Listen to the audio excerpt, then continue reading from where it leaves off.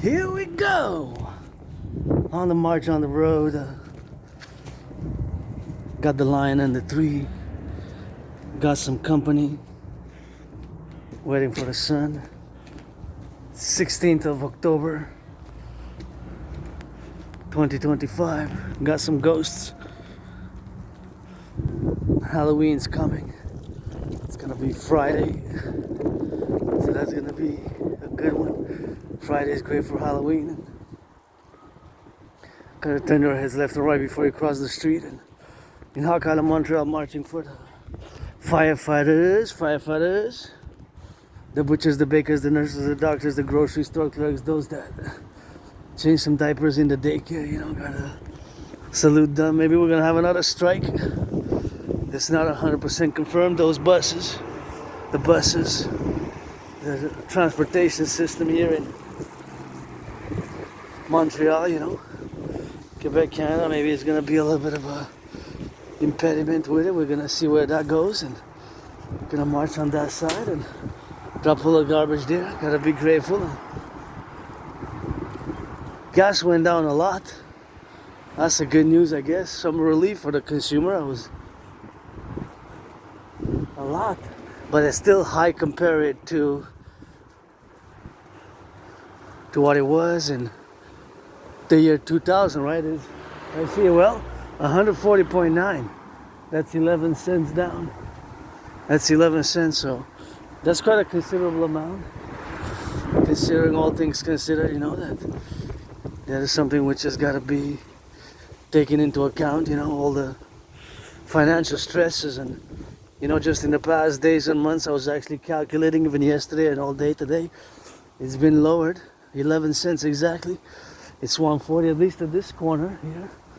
It was 151.9, so that's exactly 11 cents down, which is a great news, you know. That's a great news for those who commute, you know, and those who commute by the transit. Is, of course, if it's hybrid, it's different, right? If it's hybrid and electric, then it's totally different. That's a good news, I guess, for those who are driving, who are gonna make their fill, you know, and if they're gonna make their fill with that, that's gonna be their good loving quality. But 11 cents in a day since yesterday. I wonder if it's gonna stay at that price, stabilize. In February, March, it was around 93 cents. So it's still a big difference in percentage wise. And considering last month the average price of gas was about 163. We got some voting coming on here. Montreal, Hawk Island. Calling all to support my dream, the dancing goddess and the Dragon Kingdom, which is fundamentally a call for a public-private partnership, a mass public-private partnership across the North American Collectif, you know. Always got to be grateful for a little bit of garden here and there. And got to be thankful, grateful, you know. Paid my rent, paid my electricity bill, paid my Netflix. Got a few more weeks to finish watching Umbrella Academy Season 3 and Season 4, so I'm gonna turn a little bit towards the sun. Try to swallow some of that sunlight and think about the butchers, the bakers, the nurses, the truckers, the daycare workers who change some diapers, and see more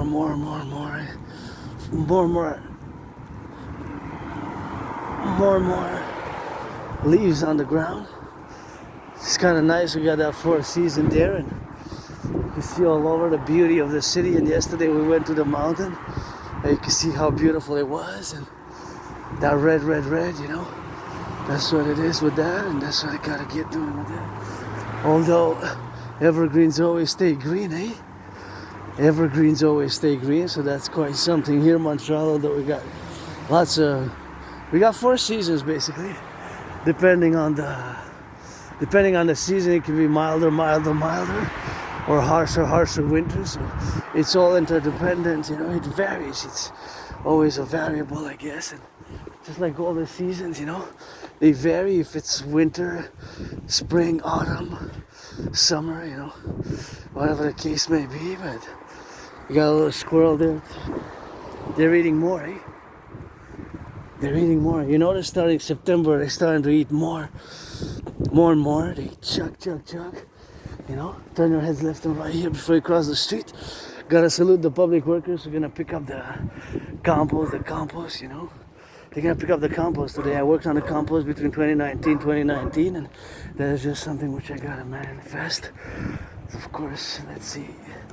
Got a little bit of something in the fridge there. Something for a bit of creton. Just gonna take a little, put it in the bag and take some cretons there, you know.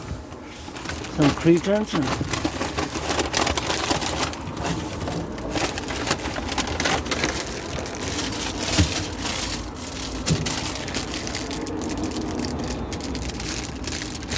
gluten free and some cretins, and that one I'm gonna leave for somebody else. So that's something which we gotta be doing with that. That's nice.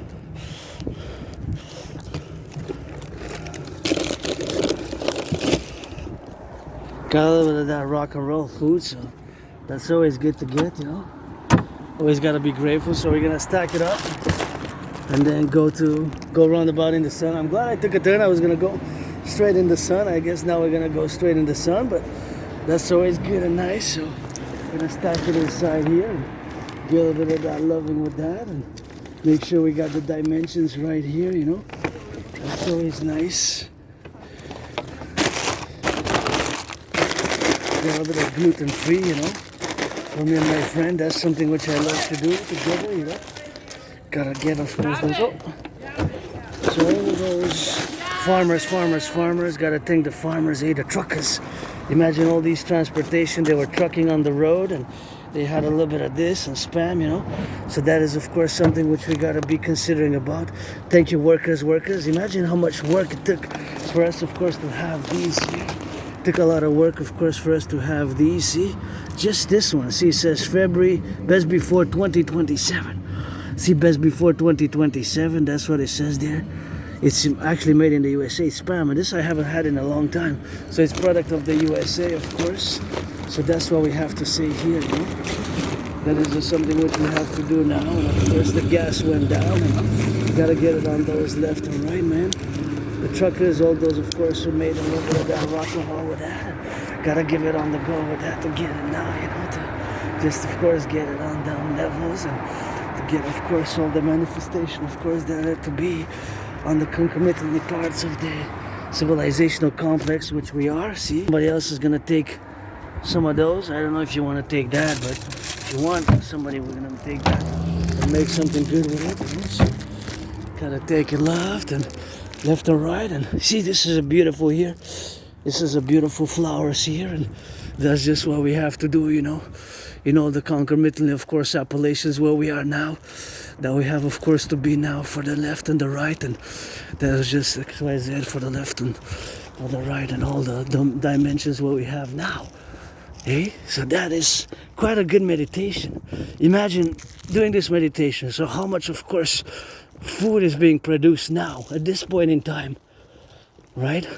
But the food is also being consumed at this point in time, so we can speculate exactly every second for the North American Collective. Every second there's a number in time, right? That number exists. That number is a variable and a constant, both in kind of a paradoxical manner. This is gonna get a little bit of the aspiness, you know. Aspiness, of course. That aspiness is, of course, the mathematical percentages where we calculate it in an officiating, non-official manner, but in a speculative manner, because, of course, I do not possess all the information, but I'm sure glad that a little bit of food was donated there, so I'm grateful, thankful for that food being donated in the left and in the right there, and, of course, that is, of course, something which I have to manifest myself in the propositions, of course, that we are now here in the middle of a great financial economic crisis for Canada, you know, for Canadians. It's tough times, man, tough times. And for my brothers and sisters in the USA as well, very tough times. And I'm, of course, super grateful, of course, super thankful. I love this. This is really nice. See, this flowers are super nice, especially these ones. Nice, eh? Together with that, and these ones are also colorful.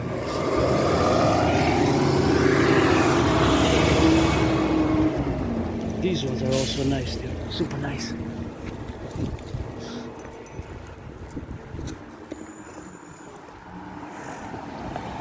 Those ones are super nice there, see? On the side, very nice flowers. Gotta salute the workers, of course. Gotta salute the workers, and that's gonna be nice for the children. It's gonna be super nice. That was one of the best. They're all actually nice, but that one has those huge spider there atop the house. And I got the backpack, so I got food, and that was best before 2027, that luncheon meat. And I got a little bit of that. I left that big bag of... Somebody's been cooking those big bags for that good food. And oh, you got a rat there. You got some of that good there. Please reduce the cost of the food. Please reduce the cost of the food, you know. Reduce the cost of the candies specifically, you know. And now we're going to drill it towards the sun. Just going to drill it towards the sun. I was going to... Look at that red. Gotta take a little U-turn here. Turn your heads left and right. Be prudent in the public, eh? Look at that beautiful, colorful Halloween setup. Please reduce the candies. Mayonnaise, mayonnaise. Super important to reduce the candies for Halloween. And so you got a little bit of there. So that means that they're gonna give some candy away. I'm gonna get dressed up myself. And oh, you got some more here. So this is a street where it's gonna be good for the kids, the children, you know. Always have to be good for the children with that, and always get, of course, those dynamics where we are now representative, of course, in the domains where we are to be affluent about this particular holiday, which I love. And you know me, I love those colorful flowers there, and of course more colorful flowers. These are just gorgeous. Hey, look at that. Whoa, look at those. Hey, this my backpack's kind of steady. Now it's got some more because I filled it, but these are just beautiful. So we got some good gardens as you go in the sun, and beautiful lively colors. I just love that. That just quadruples my smile, you know, as I go to my neighborhood. Now we're gonna just zigzag it in a way, but I just want to pass by here. Cross the street prudently, please. Turn your heads left and right. People are stressed by mistake. They can press the accelerator instead of the brake. The brake can malfunction, and yeah, look at these. You got the boo boo boo boo boo boo boo boo boo, and you got that red, my favorite color. Said I got a post here. This is a nice gargoyle. You know, nice gargoyle. So for the children, you know, I would love it to be reduced. You know, I would love it, of course, to be reduce the candies by 50%, because a lot of families are struggling. You know, a lot of families are struggling. Myself including. My only stress now is financial, which I was a bit moody earlier, but I gotta be grateful, thankful. I did 2 loads. Took me about 4 hours and a half to just do the loads and then dry. I gotta be grateful that I got a washer and a dryer. There's more Halloween decors right there. Also big spider web. See, huge spider web there. So they're gonna have some fun with that. And there it is. These are nice because it's all the street. I counted already. 1, 2, 3, 4, 5, 6, 7, and there's another one I know there. 8, 9, 10, 11 with this one just on this little corner there. That's gonna be nice for the children to zigzag it a little bit. And I guess that's a little bit of candy, because if you put decors, you gotta get that candy distributed, right? I mean, pretty much that's the holiday, right? Turn your heads left and right before you cross the street. When we're in the public, we got added responsibilities, duties, and obligations. And you know, I'm glad I took a turn. There was that fridge there, community fridge, or somebody else who came, and you know, you put. Now I take more than I put, and yeah, I know I see blurred. It seems that it's 140 the gas, right? Is it 140? So yesterday was 151.9. Yesterday was 151.9. So today is 140 here in the island of the Hawk Island, Montreal. I gotta salute the public workers, the bakers, the butchers, the nurses. We got an upcoming election, November 2nd. I haven't decided yet. I have to check the point, you know, because the economic, financial, commercial situation with myself, of course, my struggle, suffering is mostly because of my having lost so many jobs that I had, you know. Because with Asperger's, autism, HFA is one and the same. Asperger's and autism is one and the same. So you cannot, you don't make distinctions now between Asperger's and high functioning autism and Asperger's. They're one and the same now. Gonna turn my head left and right before you cross the street here. Of course, you gotta check a little bit of those yellow flowers in the corner. You know, I love me some yellow. Look how sprouted they are. They're sprouted, dandy up with the yellow flowers. That's what's up. And they're gonna go on strike soon. See, it says 99. And number 37 plus 7, that's 44, I guess, if you do the math. But they're gonna go on strike. And it seems like it's gonna go again because they were asking for the bus public transit in Montreal. They had a strike 3 weeks ago. It started about 4 weeks ago. It lasted 2 weeks, and they had applied some pressure tactics of reducing the hours of the commute during the rush hours and all that. It was just before the rush hour. See, well, of course, halves go. You gotta reduce the tickets. Gotta reduce the ticket costs. See, they're gonna go on strike. That's French. That says en grève. So what that translates there is en grève. That's what that said. En grève. They're gonna go on strike because they were asking for 25%, right? So 25%, of course, is. They were asking for 5 years. They were asking over 25% over 5 years. Of course, 25% divided by 5, of course, is 5% annually. So that was their request, 5% annually. 25 times divided by 5, that's 5, right? If you calculate their requests, mathematical requests. Their request.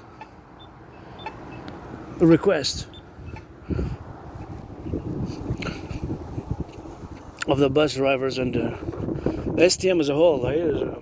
Société de Transport de Montréal, which is basically the whole public transportation system in Montreal, which includes the buses, the metro, right? Mostly the buses. There's hundreds of buses. And keep in mind that we're a big island, of 2.5 million people.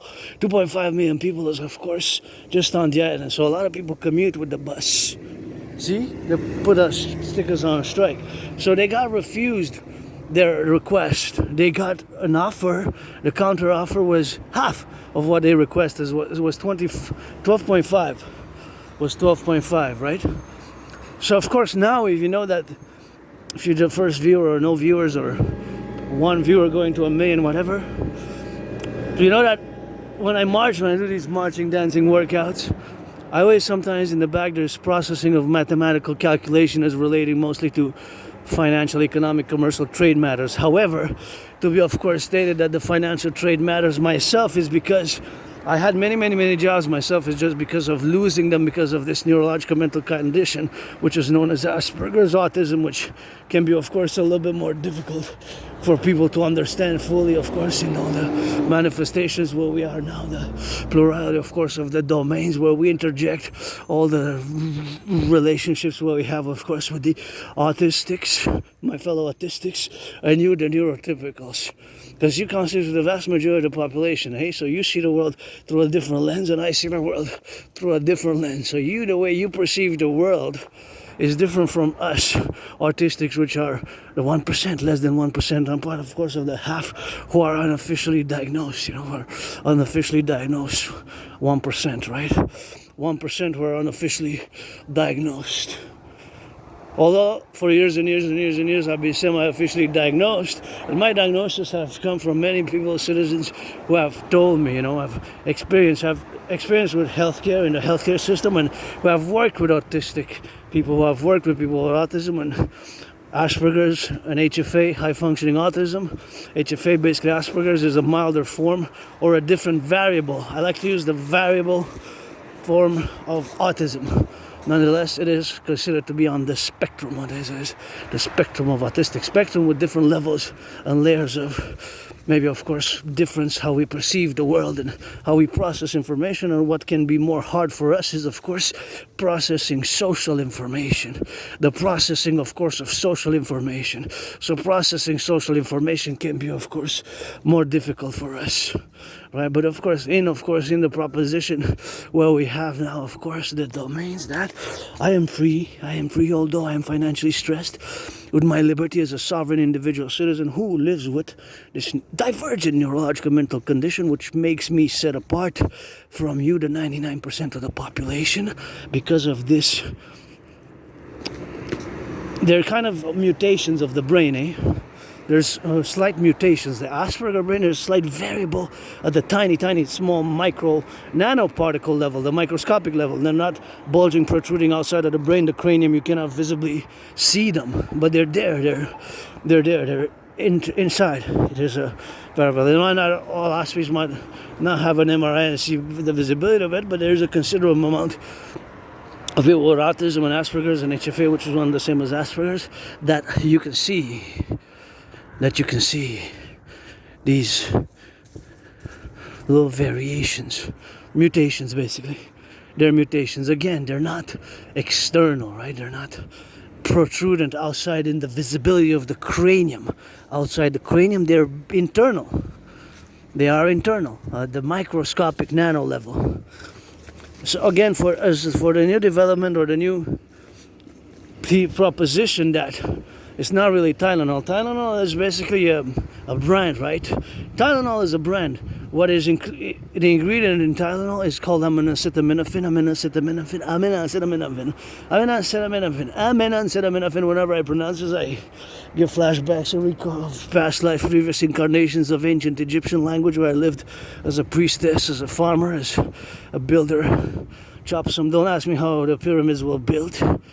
There are temples and tombs that I can relate and say and divulge that mystery, but I'm a piece of dust nonetheless who's financially struggling. I don't know in a parallel life. I do know how satellites I build in that parallel life. It is the year of darkness 2029, December 15, the year of darkness 2029. And of course, we build, design supercomputer sats in that parallel life. In this life, I also have Asperger's, as I do have in that parallel life.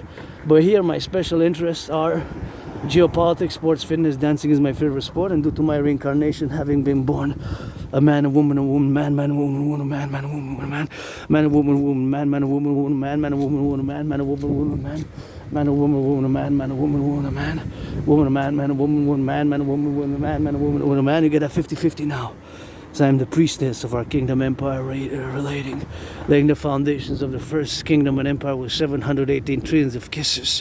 718 trillions of kisses, of course, for the kingdom, for the empire, let it rise and let it be, for the democratic republic.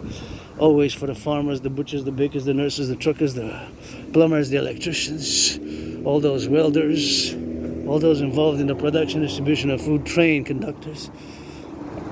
Gotta salute those train conductors.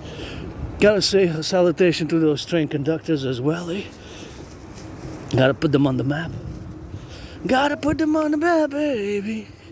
Train conductors, butchers, bakers, nurses, doctors, and I rock and roll, but with other things, I'm getting better. I gotta give a shout out, thank you to my anonymous friend who donated me some of that good. 2 books on autism, which includes some chapters on Asperger's and HFA, but one book specifically was loaned from the library 4 times. It was a 4-time loan with 4 different times, so it was loaned basically 4 different times from the library. It's called Appreciating Asperger's Syndrome. This is a book which made me realize how my own vulnerabilities and difference of how I perceive the world and see the world, how it can have its vulnerabilities, vis-a-vis you, the 99% of the population with the hive mind, group mind mentalities and all those things, which is more hard for us to process and fully understand such things, and when we are being made to be different, because we are different, and I certainly suffered and struggled and been depressed and been suicidal, struggled, been depressed and been suicidal, so gonna go towards the sun a little bit. Go towards the sun a little bit, and my cousin there, uncles, aunties here, great North American Collectif, my brothers and sisters in the 50 states as well, because I was born in the United States 3 times and served in the same United States Army. Twice when I was born as a man, because once I was born a woman. You get that 50-50 now. And I served in the same United States Army, 2 different wars. The wars were 156 years apart, and Meditating on those 3G, I think there's 4 or 5G even towers there. How many there are across Canada, United States, both? There must be a number, eh? Even some are being placed now, maybe. Some are being taken down, some are being placed up every day. It is the 3G, maybe 2G, 3G are being, of course, removed, and 5G is being more installed, more 5G. Hey, 4G, 5G. That's a good question. I guess this is only speculation, which we can. There's a definite number, right? It's always me for the 50 and the 10 and the 3, always for the 63 if you don't know. So I believe my way to fuse Canada, United States, and North American Collective best. And I was born in the United States 3 times, you know. Once as a woman, twice as a man. I served in the same United States Armed Forces. The wars were 156 years apart. Look at those flowers kind of grow there in the corner, see? Kind of go there in the corner, so. Tough times, but I'm so grateful I got that food, you know. Got that food in the backpack, and always a little bit of gratitude with that, because food is so essential for our civilizational collective's well-being, see? As you can see now to the sun, you can go many ways towards the sun. I think I'm going to go south, go to the border, and then bring it down. Yeah, I think I'm going to go do that. I think best. Gotta cross brutally here, and here is a way to stop and gonna cross and wait for the cars, you know, to balance out, and then I want to get as much sun as I can. So the best way for me to get as much sun as I can would be, of course, to territory. It'll be, of course, there in the side, but of course, yeah, I'm gonna get to see a little bit of sun. So what we're gonna do now is gonna be going on that. What can we do? Or we can go just south and then turn also, or we can go straight to the. What also we can do? Let's do that then. We can also go by towards the bridge, because there's a bridge there. So there's a bridge north, right? So of course all that apparatus is, of course, the relationship where we are, of course, now, where we are now involved, of course, in all the domains where we have now to be in the manifestational appellation, of course, of the left and the right, of course, in all the domains here that have to stay on the right, of course, where we have now, and all those relationship where we are now. Imagine all the building, how much work it took to build all this, eh? To build a train. The train, railway. This all is a privilege, eh? This all is a privilege, you know. All this. So much brains and muscle to build it. Sometimes I gotta salute not just the train conductors of today, but all those workers of tomorrow. And we have to mass involve, eh? It took decades and decades. Things we take for granted sometimes. Just to build all these railways. It's lots of steel, lots of metal, eh? There's so much work here. It's been done, eh? To connect us. Coast to coast, ocean to ocean, just to connect us.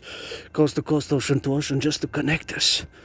You know, connecting us. It's something which, that was my thesis back in 23. About, we're gonna be in February, something like that. Maybe it was March 2023. It was a 4-part lecture series. It was called The Privilege of Civilization. For running water, for example, here, you know, water here. Usually let about 10 seconds for the pipes to clear, but thank you workers who build it, to just have potable water, electricity. Thank you workers at Hydro-Quebec. It's all a privilege. Otherwise we have to boil it, of course. Going to the river. We're surrounded by a big river, River St. Lawrence here. Montreal is an island. Hawk Island, Montreal is a big island, metropolis island, and thank you to the workers here.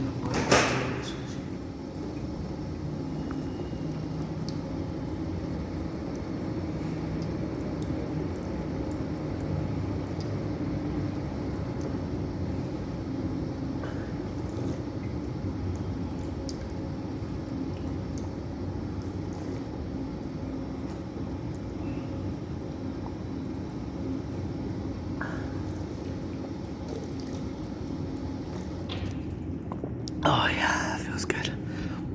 Call it a heart here. I would just love to paint this. It really, every time I pass here, it's like so gray, you know. Just, it bugs me a bit. Bugs me a lot, actually. I don't know. Just bring me the tools, bring me the permission. I'll do the hours to volunteer, you know. I'll do the hours to just volunteer, you know? Just paint. Blue, green, orange, yellow. Just put some of that paint on it, you know? That would be so nice. Be embellishing the public sphere. That would be my joy, you know? I think a lot of people would appreciate it of all ages. Those colors then, see? Well, add some black and white even, but I don't mind pink. Pink, I love pink. Red is my favorite color, I'm wearing it every day almost. But of course, just so gray here, I just would love to contribute to just paint it, you know? Even green, white, red, purple. Any color, really. A multiplicity of colors together would be best. Just a multiplicity of colors would be nice.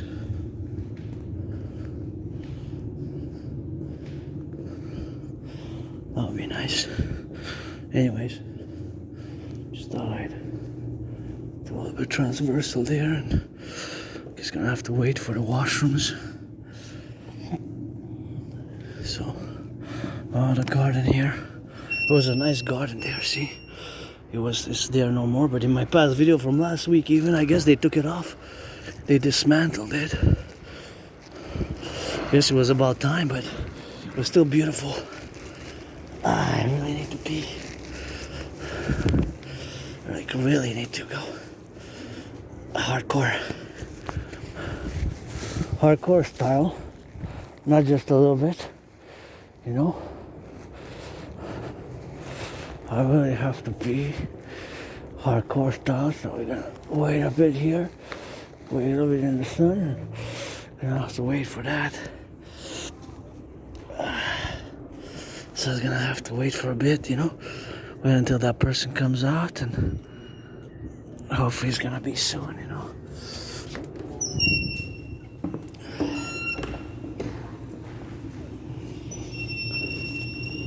How much are the costs there?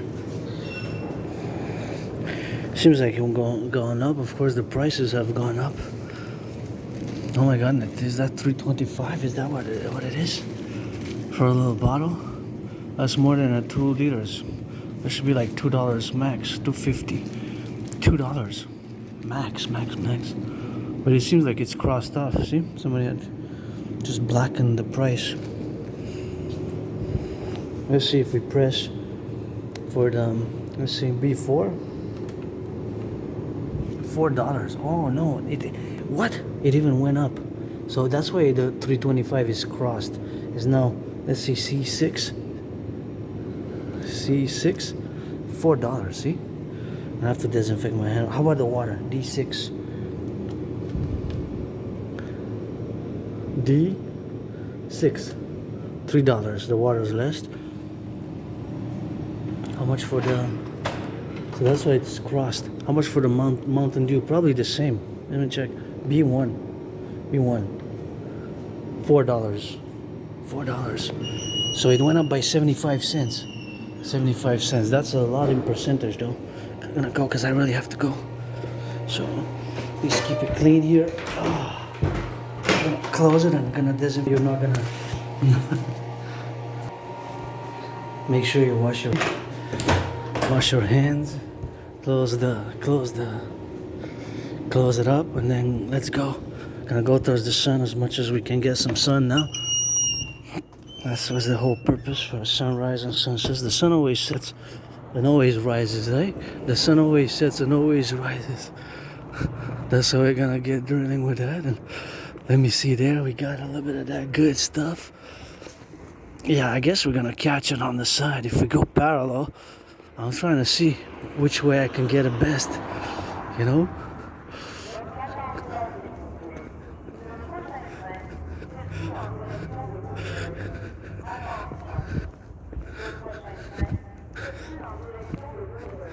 That's French, so it's basically announcing where the train is going from Vaudreuil, right from Vaudreuil. So the train is coming from Vaudreuil, different directions. So you got east, west, north, south, basically from the island. It's even going outside of the island. So it's not just in the island, but you have the option to go outside of the island. Right? So you have those options.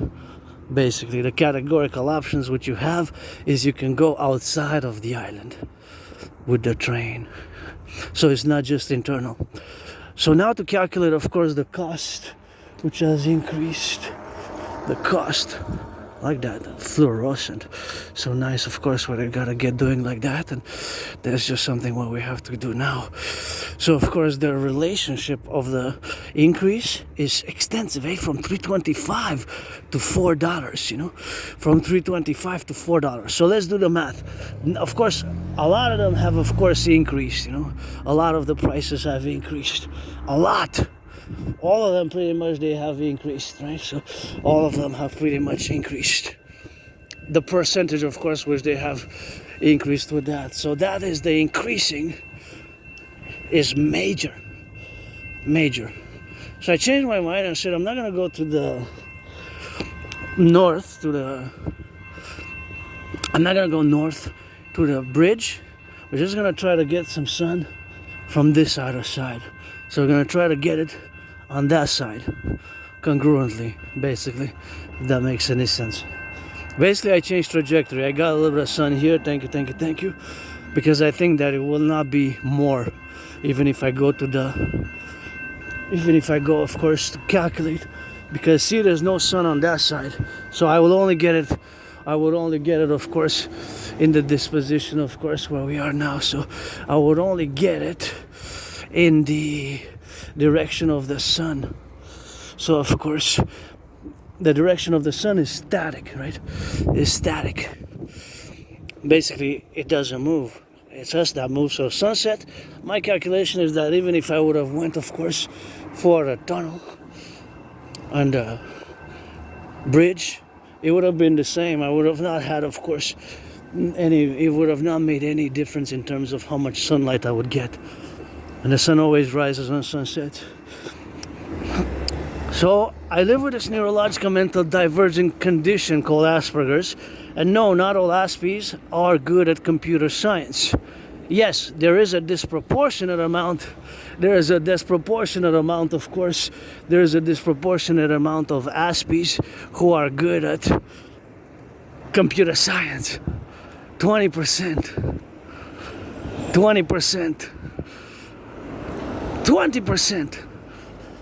That is disproportionately average compared, of course, the disproportionality what we have now, of course, that for your population and your typical population, who is the 99%, is, of course, the categories thereof is higher. The disproportionate amount, right? So the disproportionality, what is the disproportionality, is a ratio of about 11 times more. So yes, but not all. It's within the Aspie community, people with Asperger's, aka HFA like myself, the ones who are good at computer science are of course 20%. So basically, of course, the formulation is that for your population is between 1 and 4%. So there is a disproportionate amount of Aspies, people with Asperger's, who are good at computer science. However, the number is not 100%, because in our community it's 20%, right? So it is a disproportionate percentage, the representational percentage, if you will. We can state it mathematically. The statistical disproportionate representation for Aspies, people with HFA and autism generally who are good at computer science, is higher, way higher, a certain times more elevated in terms of percentage, is about 20%, 1 out of 5, where for your population is about 1% to 4%. See that what that says there? It says nego, that's like French for that they're negotiating. See the 3 and the GO there, and that's not the actual, the 44 and line and 015 is not the actual number of the bus. The number of the bus is 90. And usually they have numbers there, I believe, how many rounds they have achieved or performed or completed, rounds from their destination to their final destination and the roundabout trips that they have made. But now it says nego, so that basically they're negotiating because they're about to go on strike. So yes, there's a disproportionate amount of people with Asperger's who, I have to press the button there, who are good at computer science. who are good at computer science. However, not all, right? It's 20%. There's a statistic disproportionate representation of between aspies who are good. So myself included, we have a tendency to be above average in mathematics, above average in mathematics. And constantly with me, there's in the processes of mathematical calculations. For example, even now I was trying to calculate the weight and the dimensions of these bricks and how many bricks they are. See? Because there's 1, 2, 3, 4, 5, 6, 7, 8, 9, 10, 11, 12, 13, 14, 15, 16. And there's 4 rows, right? Although one row is missing. So there's 3 times 16, 16 times. That's 9 and that's 10. There's 11. See, there's 11 rows. See what I'm saying? Because there's the bricks are 1, 2, 3. The rows. So there's 3 rows plus 3 rows, that's 6 rows plus 3 rows, that's 9 plus another 2 rows, that's 11 rows. So if they're right, 1, 2, 3, 4, 5, 6, 7, 8, 9, 10, 11, 12, 13, 14, 15, 16 times 11. Do you do times 10? 160 plus 16. That's 176. So I can guarantee that there's 176 bricks here. The number of bricks here, smaller bricks like this, I don't know their weight, but the number of bricks is 176. So this is just Asperger's, this is just the HFA, right? This is autistics, people with Asperger's. Usually we're better at above average calculation, of course, in the mathematical calculation where we calculate, of course, the numerical values or mathematics. However, I'm not an expert, I'm not a genius, but I'm above average. Most Aspies are above average in mathematics. However, again, a computer science is about 20%, so it's not all Aspies, all people with Asperger's and autism who are geniuses at computer science, right? Yes, you might say, hey, how did you calculate that just like that? That was fast, that was just like, whoa, you know? Well, you count the bricks, right? So 1, 2, 3, 4, 5, 6, 7, 8, 9, 10, 11, 12, 13, 14, 15, 16. 16. You double count, double, triple, 4th times, I guess. Make sure it's 16. 1, 2, 3, 4, 5, 6, 7, 8, 9, 10, 11, 12, 13, 14, 15, 16. And then those are rows, right? So then you calculate 16. Those 3 rows plus 3 rows, that's 7 rows, plus 3 rows, that's 9. And there's 2 rows there because there's 1 row missing. So it's 11 rows. 11 times 16, or vice versa, 16 times 11 is 176. Because 16 times 10 is 160, plus the 1 is, of course, 16. So that's 176 bricks. Bricks. Total number of bricks. That's the number. That's the number. That's just the number of the bricks there, right? Because there were 11 rows. Each additional row is 16. Right? So I could do that all day, because it's just for hours and hours and hours. I even do it now. What I was doing since we started, and I kind of calculated, because I checked the relative amount of the fact that gas went down from yesterday to 140.9 today from 151. That's 11 cents. So 11 cents per 100 liters.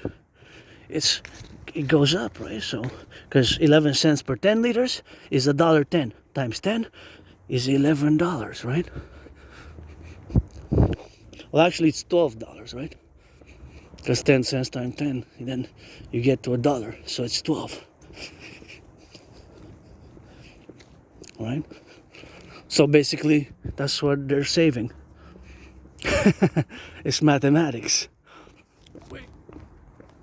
It will cost less to fill the gas by 11 cents per liter today, in other words, right? Beautiful flowers arrangements there, red and white. I love that combo. 1, 2, 3, 4, 5 rows. And the 6th one, the smaller one there. So that is just the mathematical calculation, which I was kind of doing in the background when I was marching and looking at the cars, and kind of, if they're hybrid, it doesn't apply, eh? It applies less. If they are electric cars, then it doesn't apply at all. If they're hybrid, it applies somewhat, depending on the gas consumption. If they're electric, it doesn't apply at all, right? So it doesn't apply at all for electric cars. What it does, of course, apply if they are gas.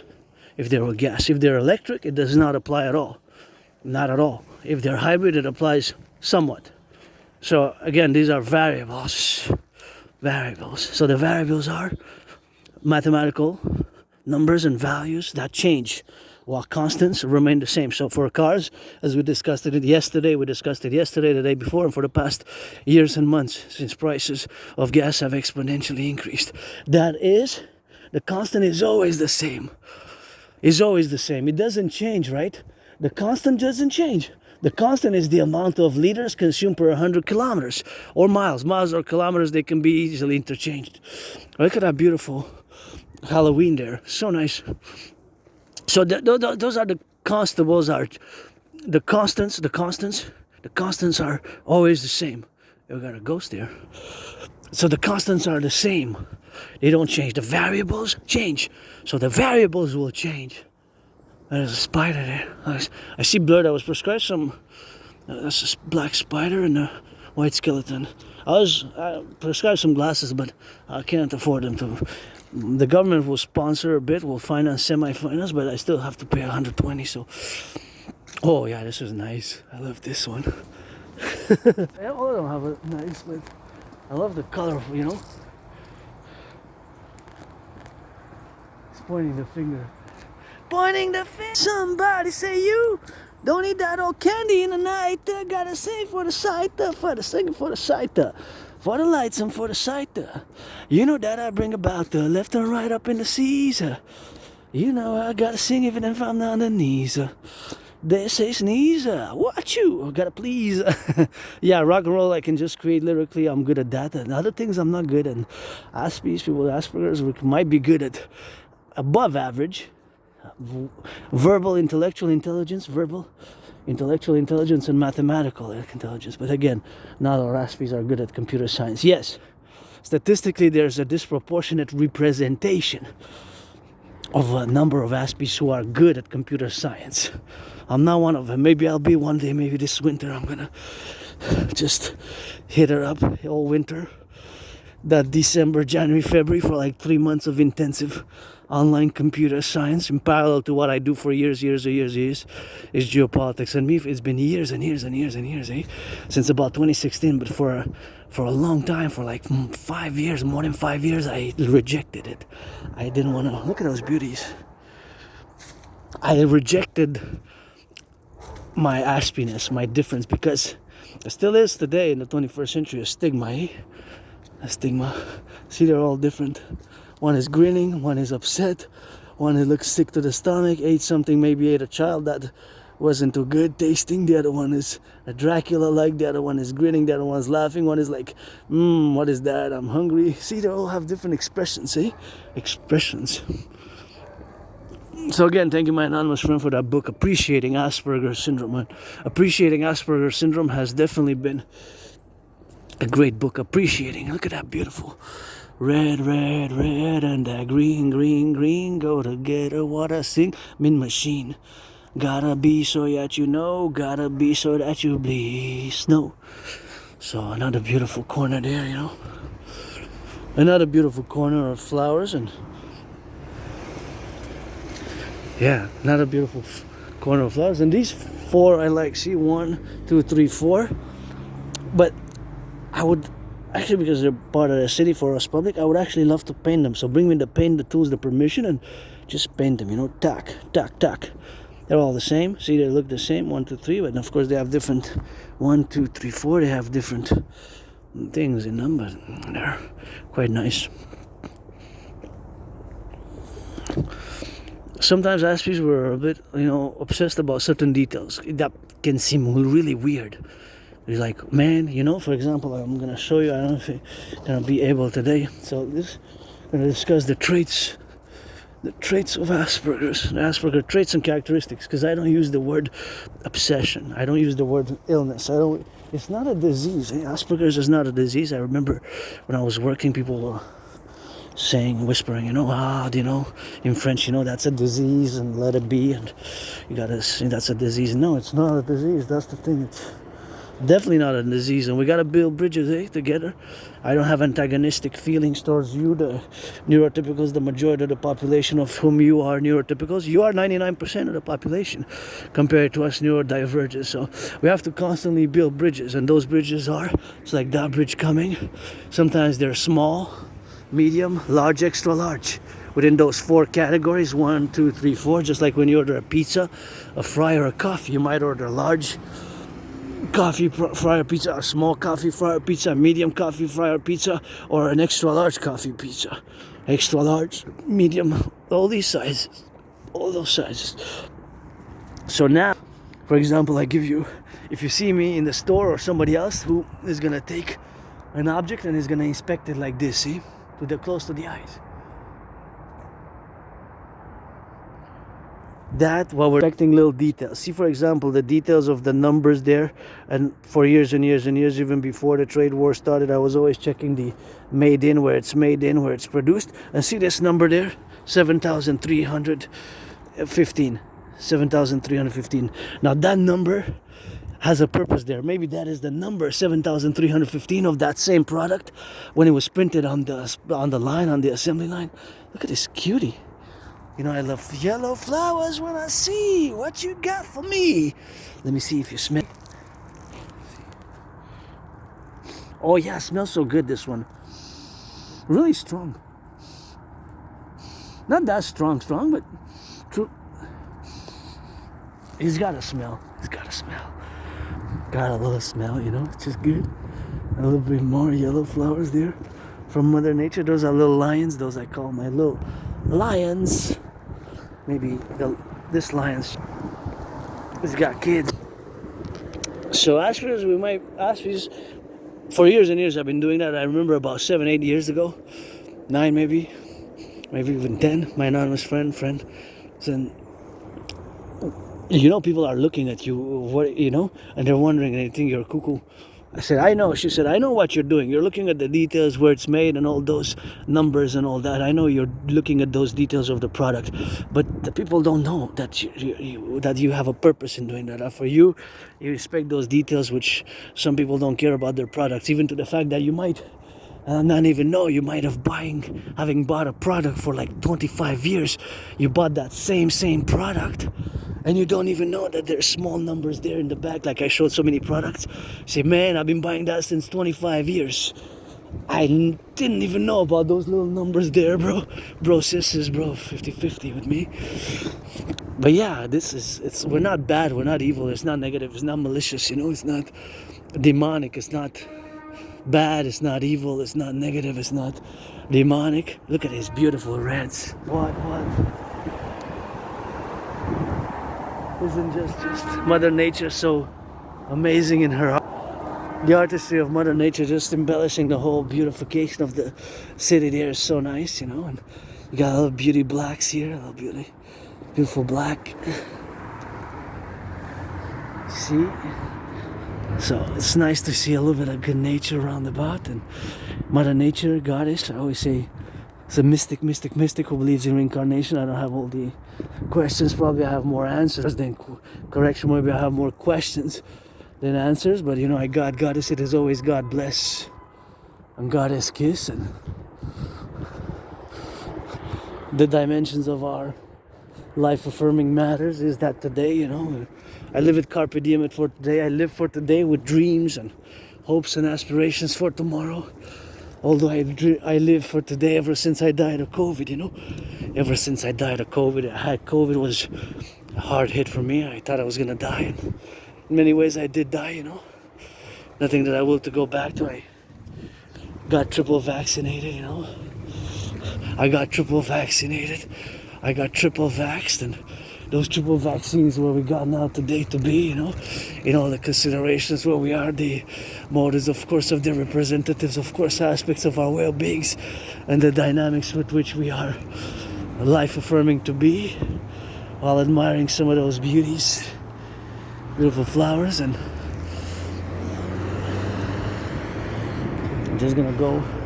I really have to go again. I hydrated a lot, so I'm gonna go right in the back of that. That's perfect, because otherwise it would have slipped on me. Just because I hydrated a lot, so I don't want anybody to see me pee, because it's not, but I really have to go again. I'm gonna go right there so nobody can see me. Thank you, construction workers who built all these. It's, you know, if I will to build the 4 myself, so oh yeah, I'm gonna take a few steps right in the mess. Please don't pollute, you know, take up trash after yourself. That's why we need the DGA, Dancing Goddess Army.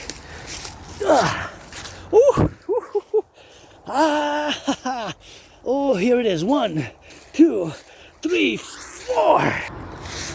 Oh yeah. I had no choice. Woo. No choice in the matter, my friends. When you really have to go, you gotta go. And wow, that was a close call. Auctioning everything that I'm wearing, the socks, the pants,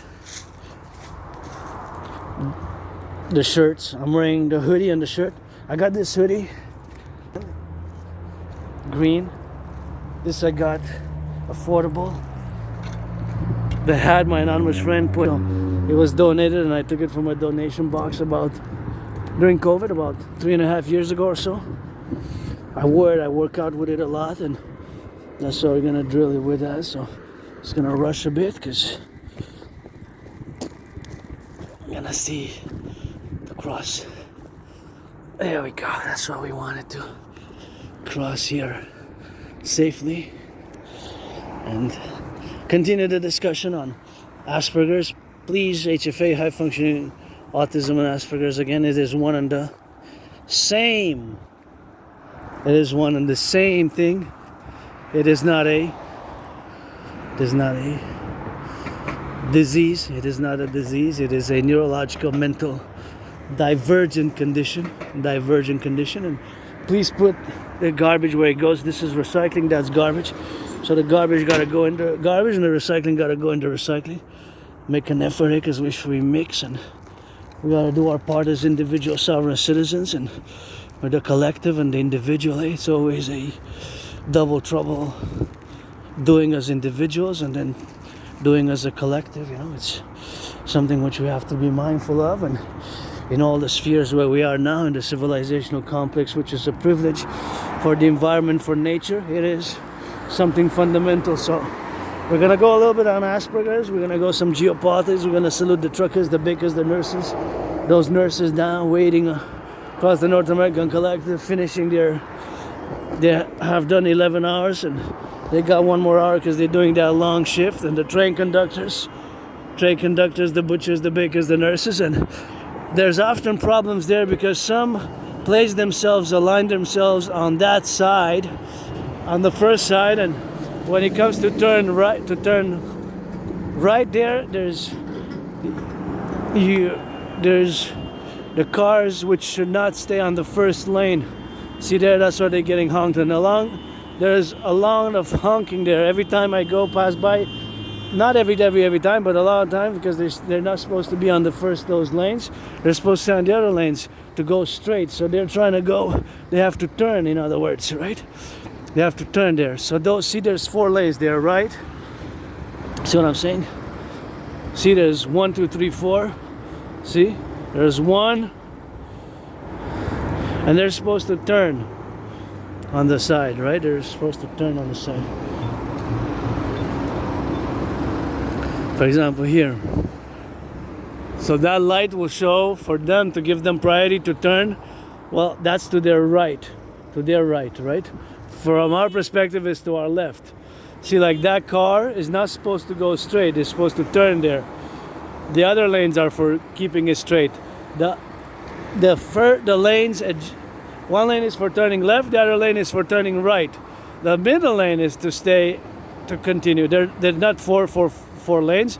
4 lanes is, I meant to see the 1, 2, 3, and 4 for that side, and then 1, 2. There's totals 6 basically. 1, 2, 3, 4, and then whatever. There's 3, right? So 1 has to go to the left, the other one to the right, basically. if you position yourself there. But the mistake can happen when you drive. But that's why they're getting honked, and often it happens that they're getting honked there. I was even trying to make a statistic out of it. The other day I said I'm gonna count when I pass by, when they're doing, and when I pass by when they're not getting honked in that corner. See, they're supposed to turn, like that car is turning there, right? The other one's turning there, but sometimes they position themselves on that lane without turning. That one's turning, and they want to keep going straight. Basically, that's what I'm saying. But you're not supposed to. So there's often somebody is getting honked there. So for the truckers, butchers, bakers, nurses, doctors, I guess the gas now is a bit less pricey, 11 cents. So let's calculate a bit of the gas. Although all these cars are still eating money and the amount, if they're not hybrid, or of course if they're not electric. If they're electric, it doesn't apply at all, what I'm gonna say. But generally they pay way more than in 2020 and 2019. Average price of gas February 2020 was 93 cents. So I'm curious now that it's October, and until October the average price of gas I think was 156. So although 159, sometimes 156. So basically, in other words, they're eating gas. All of the cars that are not electric or hybrid, right? So they're eating gas. They're eating money. They're not eating gas and eating money literally. They're of course consuming gas. The gas consumption via the engine makes it that is the money expenses. The money, right? Which is way higher than it was 5 years ago. So the cost of gas having increased by so much has exerted a tremendous cost of living crisis for many. Fundamentally, if I can express it without going into too much sophisticated mathematical financial calculations. Although it's pretty simple, and you can resume it by saying, of course, that they're all cars which are not electric, which are hybrid and that consume gas. The average is about 75% more that it costs compared to 5 years ago, February 2019, early 2020. And I had COVID me right about at the beginning of 2020, February, March 2020, you know. I got triple vaxxed. I thought I was going to die. It was like death, pestilence, and disease. And, you know, now I guess it's a little bit of a good news for the majority of the population, eh? Majority of the population. I don't drive myself. I drive these steel toe boots, and I march more than any generals every day. Generals of that NATO. I'm a philosopher, artist, athlete, geopolitical, theoretical analyst, and theorist who's financially stressed and struggling, but I got riches, trillions of kisses, created from the forgotten goddess, trillions of kisses. Those trillions of kisses created from the forgotten goddess. The goddess created yours truly trillions of kisses, and 718 trillions of kisses to lay the foundations of the empire, parallel with from the priestess, because I am the priestess. Hanaki is not for blessing. A dragon, rainbow dragon. Dragon got those marching steps by the trillions, and priestess of the goddess. And now I'm meditating. Of course, the meditation, I see all these trucks, and all the trucks going east, west, north, south. What they're carrying, maybe they're carrying some bread, some butter, some lettuce, some romaine lettuce. Got to sing them some rock and roll, always for the workers, always for the 63, the 10, the 50, and the 3. My democratic republican centrism best, my public private partnership best. My brothers and sisters, myself, you know, I have routines. Although I say that I'm on my 4th change now, this autumn and winter, you know, going into next spring, I'm on my 4th change, and I got 4 things to do before, and maybe one thing on October 31st, that is to propose to my anonymous friend, because I got two no's, and maybe the third one I'm gonna get a yes. Maybe the third one I'm gonna get a yes. Maybe the third one I'm gonna get a yes, you know. Maybe I'm gonna get a yes on the third. Supposedly Biden proposed 6 times. He got no 6 times, and then the 7th he got. Then the 7th he got a yes, you know. So maybe that's what it's gonna be with me, you know. Get a yes finally after proposing a few times. If not, I'm gonna have to maybe propose again. Get a no on. If I get a no on Halloween, I'm gonna propose again on Xmas 24th, 25th, maybe both day, and maybe I'm gonna get a no again. Then New Year's, then maybe 11th time on the 8th, 9th, or 10th April, maybe I'm gonna get on the 8th and 9th and 10th of April, maybe on the 8th and 9th and 10th of April with that. And that's just where we have, of course, to be now, in the circumposition where we got to be, the dynamics of the informations and the informatics of the availability, of course, of all our state of affairs, where we are in a crisis mode. And Canada, it's rough economic times. My only stress now is really financial, economic, money. But I gotta be grateful. When I say that, I always counterbalance it with gratitude, because paid my rent, paid my electricity bill, paid my Netflix. So Trinity triple bills, 3 bills paid, the fourth one coming. Fourth one is gonna be in the coming 4 days, by Friday, Saturday, Sunday, Monday, latest Tuesday. A little bit more than 4 days, I guess, because I got a deadline. I got a text last week. Last Wednesday, I got a text saying that I got 2 weeks to pay a bill. Otherwise, we might have some problems of fees and service interruption. So I don't want that, because that's going to be a problem for me. So I'm going to have to go pay it in the coming 4 days. So that's going to be my rock and roll with that. So yeah, when you're financially stressed, it's financial stress sucks. And the problem with people like myself who are on the spectrum, autistics and Aspies and high-functioning Aspies and people with Asperger's, is not that we do to get jobs, right? I had many jobs. Just during COVID, I had a few jobs, right? It's just maintaining them is problematic, because we're different, So our brains, we lack certain social skills, when to speak, when not to speak, and sometimes we're direct and straightforward. Not that we mean to be direct and straightforward, it's just that our brain processes information differently. And so because of the processing of this information, which is different for us, then of course we can capitalize, of course, on saying that we also got parallel fundamental strengths which outweigh our weaknesses, our vulnerabilities. We're less capable socially. The social dynamics can be really tough for us, The social dynamics can be really tough. Look at that 63. Always for the 63. Let our empire rise and be. Always for the 63. For our empire rise and be. The 10, the 50, and the 3. So of course so I'm going to go a bit on Asperger's, autism. So we have these weird, odd, strange characteristics. And I don't use the word symptoms again. And Aspies, like myself, we're not bad, we're not evil, we're not negative, we're not demonic, we're not satanic, etc., etc., etc. Yes, we can be strange, weird, awkward, and bizarre. We can certainly be awkward, weird, strange, bizarre. Bizarre, weird, awkward, strange, but not evil, bad, or negative, or satanic, or demonic. Right? So we excel at certain things, especially when it comes to our special interest.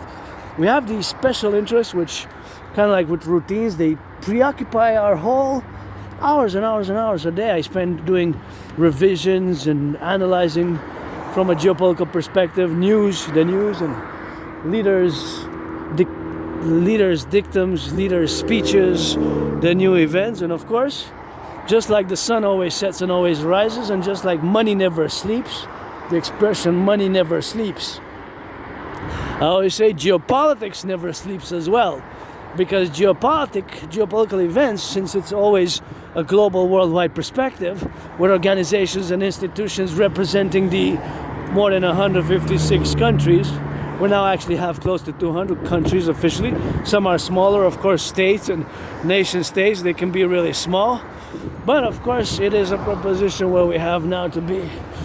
So of course all that dynamic to say now that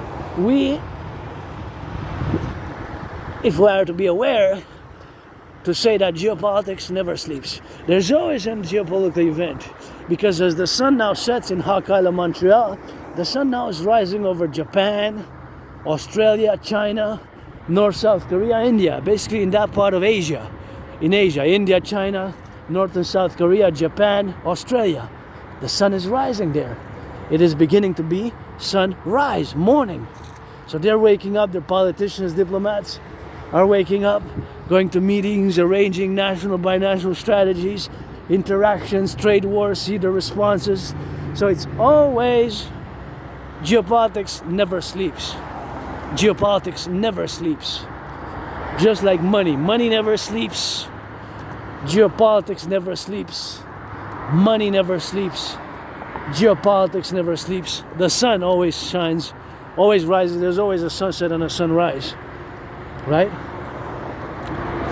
Now, of course, also when I discuss this, in my mind, there's a little bit of a celebration for the citizen consumers who today in Montreal Island, at least in my corner, I don't know if that was all over the island, but it pretty much is reflective of the island itself, that little corner of the gas there, that the gas at that gas station went down by 11 cents from yesterday, which usually goes up and down by 4 cents.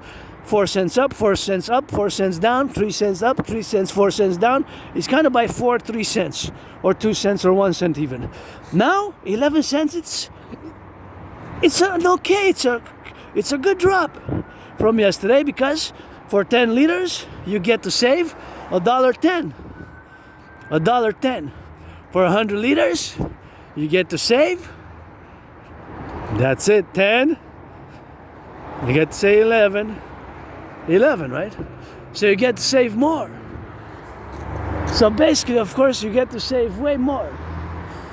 Right? You get to save way more today than you would have saved yesterday. Although it's a bit lower than what it was in September, you get, of course, to save. You get, of course, to save a bit. You get, of course, to save a bit. So that is just where we are today, right? That is just where we are today. With a little bit of a celebratory note. Saying, you know,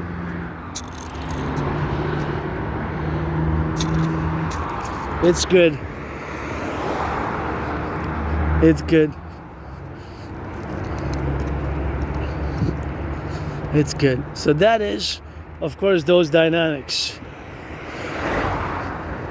The celebratory note. And here we have grapes, eh? We have wild grapes. You can see about 3 years ago, 2-3 years ago, and you see me cooking wild grapes. What I do is basically, with wild grapes is I boil them, I wash them really well, I boil them, and then I do, for the winter, for the holidays, I do wild Montreal grape juice. Because it's from the island of Montreal, so it's Montreal, Dragon Montreal wild grape juice here in Hawk Island, Montreal.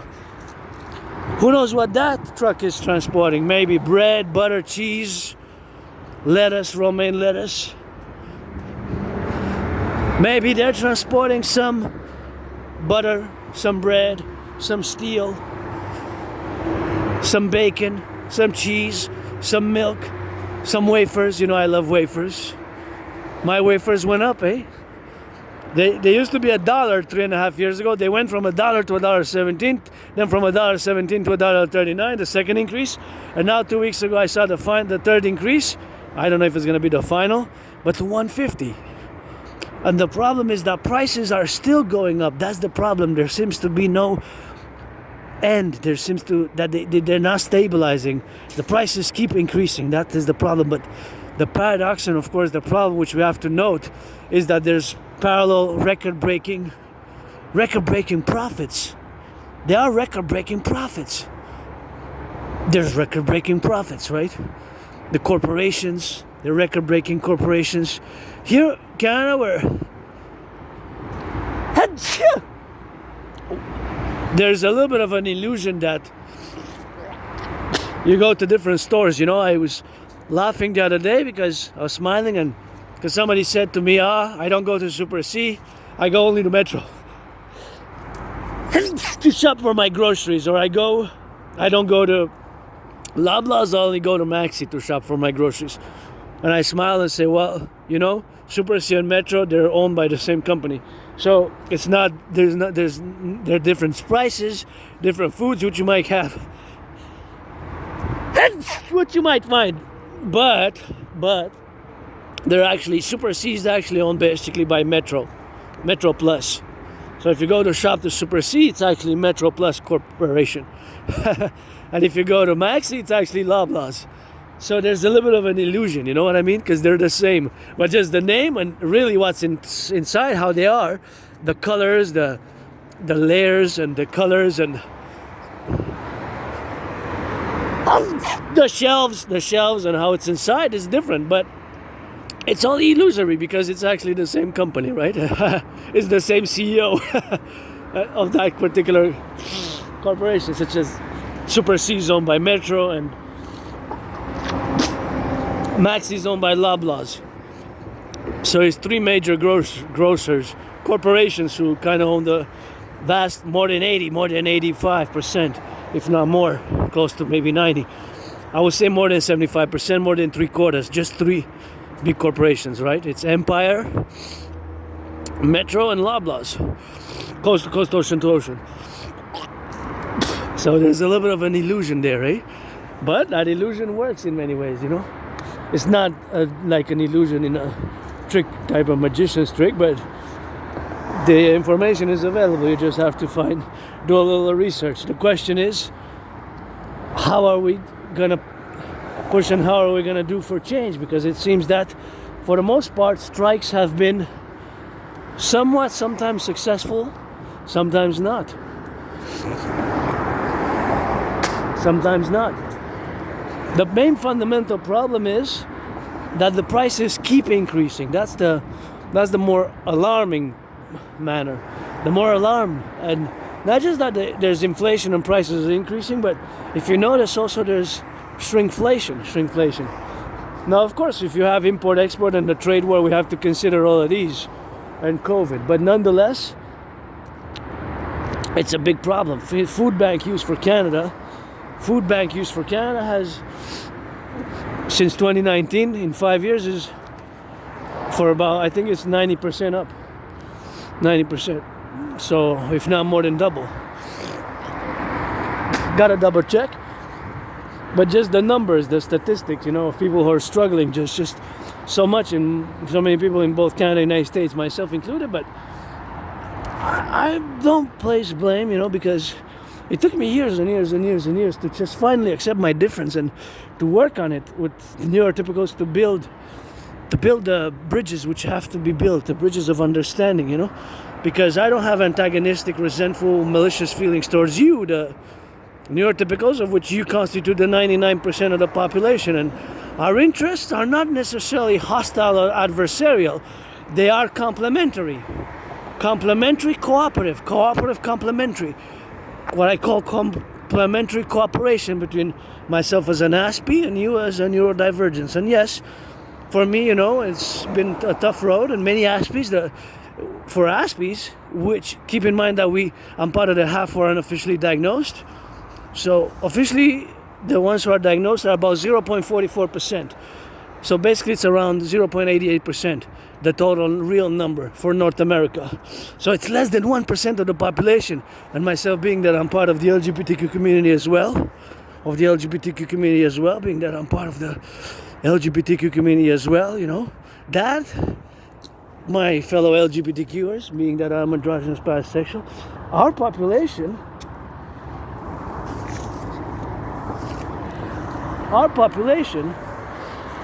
is about 5 or 6%, right? Sometimes 7 or 8 when it comes to Gen Z. Right? Gen Z is a little bit more. It's about close to 8-7%. Millennials like myself, it's about 5-6%, and boomers, I guess, it's around 2 to 4%, something like that. So it's lower as you go, it's higher as you go from millennial to Gen Z, and then when you go back to Gen X and boomers, then it's lower, right? So it increases basically over the decades. Of course, those who are in the closet are many, because just if you take statistically, for example, the NFL, National Football League, NHL, National Hockey League, NBA, National Basketball Association, MLB, the four, I'm going to say, male patriarchal sports leagues, please, millionaires, owners, OWNERS, the owners of the sports teams, please reduce the tickets ASAP by the holidays. And please give some tickets to the public workers who pick up the garbage, the recycling. They are also athletes, Today they're gonna pick up the compost, and I worked like 4 months on the compost project. I was going door to door and doing, of course, outreach and education, and I was part of the teams who delivered the beans door to door in my big neighborhood in Montreal, Hawk Island metropolis city of 2.5 million people. And of course, yesterday we went by the mountain, my second home, the headquarters, Mont Royal, and now we go around about, you know. So that is, of course, also something which we gotta salute the truckers. And of course, there has been some issues with the truckers. Oh yeah, for sure. No farmers, no food. Yeah, farmers rock, and truckers rock, and bakers rock, and nurses finishing their 11 shift, and construction workers rock, and that's why I rock for them. Although my problem to maintain long-term employment has been due to my neurodivergence, and being that I have Asperger's, it's something which cannot be cured. It's not an illness, right? It's not a disease, and please, it's not a disease, and we have to build bridges. See, like those bridges there, we have to build bridges of mutual understanding.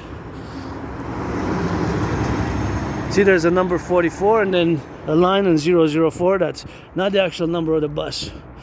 It's just a classification, right? So this could be turned into the Draconis headquarters. And when I see the number 300, I always think about my workout, which I created back in 2019. If you don't know what I'm referring to, I created a general integrated body training system, a workout training program system designed to go hand in hand with such a scenario as we are now. And of course, keep in mind that I predicted what's happening now geopolitically. That's what I do for years and years and years and years. And like I said, you know, please don't pollute. Gosh, wish I would have a big black bag to take all this and put that into recycling, because we got flora, fauna, you know. Here we got some greens, and on the side there is kind of, that's why we need the DGA, see, for big cities and small cities and valleys, for environmental rehabilitation, to go and dance, and for environmental action and dancing, and of course to create all the things which we have now. It's a massive requirement which we have to do, massive requirement. So here we love that French, of course. So see, just like those bridges there, we have to build bridges, whether we build small bridges, medium-sized bridges, big bridges, extra large bridges, just like when you order a coffee, fries, or, well, you might order a pizza as well, right? Pizza, to eat, order me a Hawaiian. I love Hawaiian with extra bacon. Hawaiian with extra bacon, please, for me. For me, please, Hawaiian with extra bacon. Hawaiian with extra bacon for me. If you want to treat me something, no, that's my favorite pizza. But generally, you know, I like to kind of eat the same things in many ways. Wafers, I eat regular wafers with chocolate wafers, you know, and that's what I got to do with that, you know. So that's something which we have to be doing now, you know. I'm not gonna go get a coffee, but because I have coffee at home, but the workers, gotta salute the workers. And see, here we got some major public works going, and we have to rebuild the infrastructure. Massive infrastructure rehabilitation work needed. And see, we got Tim Hortons here in Canada. This is Canadian, but I think they switched during COVID a little bit of ownership with a BRI. It's a BRI corporation. Sounds for something in Brazil. So we have multinationals, Now multinational corporations now. If you want to finance some work or geopolitical, my first main special interest is N.A.C.W.P. I love to rock and roll, fitness, dance, and sport. Dancing is my favorite sport, dancing, you know. Although I love gridiron, I love women's hockey. Dancing is my favorite sport and has been and is. And I got to salute a little bit of dance with the steps for the public workers who rehabilitate our much needed infrastructure rehabilitation, the bridges.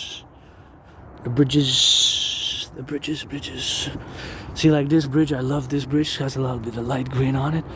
I just love this bridge. Kind of looks a bit futuristic, but also paradoxically a bit kind of a mixture, you know, transcendental in between the mix and what the future is. But of course, it's just something that I love. So we have to build bridges between myself, who's part of this tiny community, and all Aspies and all neurotypicals alike. We have to build, whether we build small, medium, large, or extra large bridges, we have to build bridges.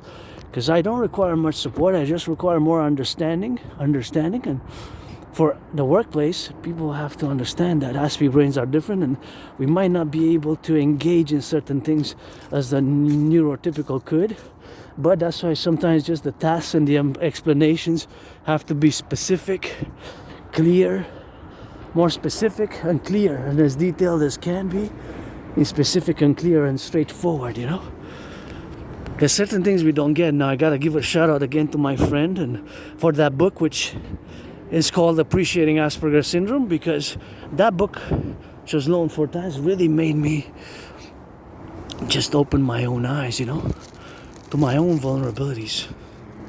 Because Aspies, we can be vulnerable to certain things, which, because we don't know and we might not be able to detect certain things. I'm getting better and better and better and better, you know, building bridges of understanding over the past 3.5 years, because for years and years and years and years, I've been semi-officially diagnosed. Look at that beautiful sunset, but I always refused it. I said, no, I didn't want to wear the stigma, the label of being on the spectrum of, it's less and less and less and less so, but it still carries a certain stigma association with disease, with difference, which can be seen in a negative light.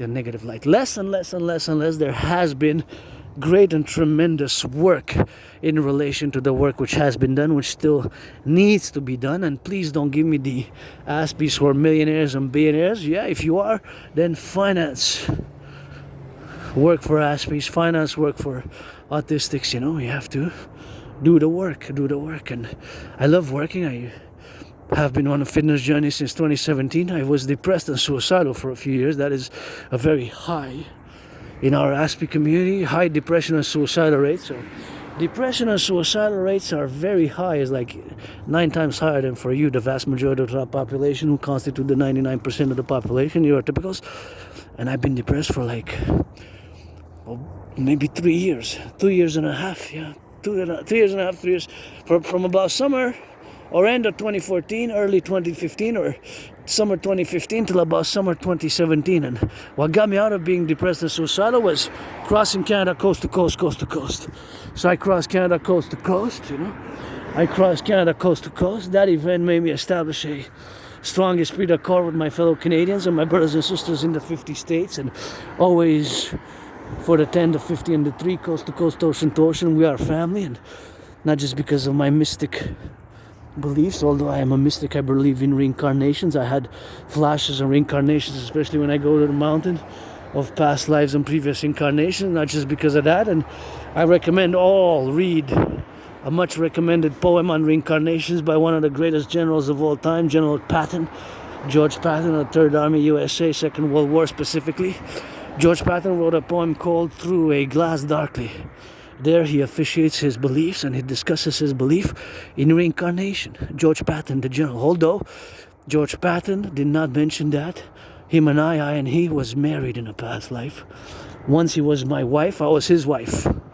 So I was his wife, he was my wife, and I was his husband and he was my husband. So we were both married.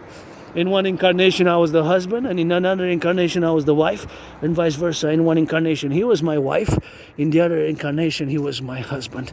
So once I was his wife, then I was his husband, then I was his husband, then I was the wife. So of course all that to say is that it is something which we have to revise, of course, in the theoretical capability of seeing now the beautiful sunset, just a gorgeous sunset. And you see a little bit, see the trucks, 1, 2, 3, 4 trucks there, kind of look semi-identical, partially identical. I'm wondering what they're carrying, and I know that they're carrying goods, possibly, which are for the North American Collectif, for Montreal population of 2.5 million people, extremely crucial. And now all around the North America, coast to coast, there's thousands of trucks, carrying food, bacon, cheese, lettuce, romaine lettuce. And I gotta salute the profession, you know, me as an artist, athlete, philosopher, geopolitical, theoretical analyst, and theorist. I always put it in solidarity with them. Maybe some of them are not doing so good, you know, maybe they need a massage and they deserve it more than me. I've been craving a massage therapy session for years and years and years and years. Any volunteers, don't waste my time, I won't waste yours. And I lost a lot of friends, and friends with benefits only from now on. Friends with benefits only from now on, you know.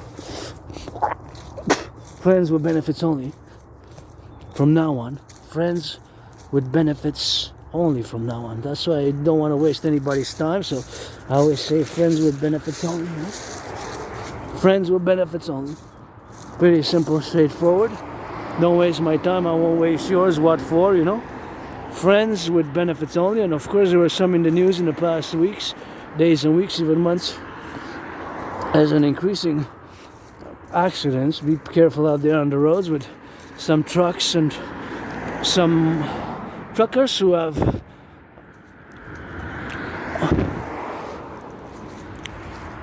bought their permits, so they don't have the training probably for the North American roads, and they're on the, they don't have the clearance in many ways, the clearance and the standards, and that can be problematic, eh? So my brothers and sisters, and that's a problem, you know. So be careful. There has been an increasing in accidents. You know, it's not something. It's a war tool in many ways. You know, WAR. In many ways, a truck can be a tool for war, but let's keep it a tool for peace. You know, peace and joy and love, and civilizational understanding. But it can be dangerous on the roads because they're heavy and their weight, and you know, we got standards, and which kind of pretty much North American standards classify Canada, United States, and even if you are to incorporate Mexico, they're very parallel. The highways and the traffic rules, the rules of circulation and traffic. But of course, if there are truckers who obtained illicitly their permits, then that is a problem. Eh? It can be problematic. And supposedly from the reports, there has been an increase in accidents on the roads here in Quebec and Canada and even North America because of this fact and reality. So it's something of concern. You know, my theories which have to be implemented actually, because the theory has to be put into action and practice, is the DRT, the debt refusion theory, and of course to do the great North American collective census, and to issue the biometric. And the way the biometric, of course, is a mass public-private partnership for the future, as we are now today incorporated. Myself financially stressed, but I believe my theories, ideas, protocols are timely for the North American collective, at least where we are now, today, in today's environment, with my predictions having come to fruition in a paradoxical manner, as of course I have predicted that there's going to be an international conflagration back in 2019. Right, in 2019, I predicted that there will be an international conflagration, and so I made and created a workout training program system to go with it. And I'm not just an artist, athlete, and mystic, and philosopher, but an independent geopolitical theoretical analyst, thinker, philosopher, and strategist. I develop strategies mostly for the North American collective, for NORAD, NATO, for Canada, United States, always for the 63, the 10 provinces, 3 territories, and 50 states. It's not 51, we're going to add 13. 13. But Granddaddy Trump did a mistake to impose tariffs on Canada since 2018. That's what kind of got into politics. Before that, I was just coming out of my depression, and my anonymous friend, I'm carrying them in the backpack. The backpack it's not just food on that red backpack auctioning it for $1 million, but those red RED gloves by which I'm challenging Donald Trump to a boxing match, and have been working Donald Trump to a boxing match ever since 2018, when Donald Trump made the mistake to impose tariffs on Canadian aluminum and steel. Donald Trump made the mistake to impose tariffs on Canadian aluminum and steel. So Donald Trump made the mistake to impose tariffs on Canadian aluminum and steel back in 2018. In 2018. That was the first mistake. And Granddaddy Trump, nothing personal, but it's Dragon versus Trump. I have been and will continue to challenge Donald Trump to a boxing match, as I said, my anonymous friend, and gifting me those red gloves, you know. I moved where I live now with nothing.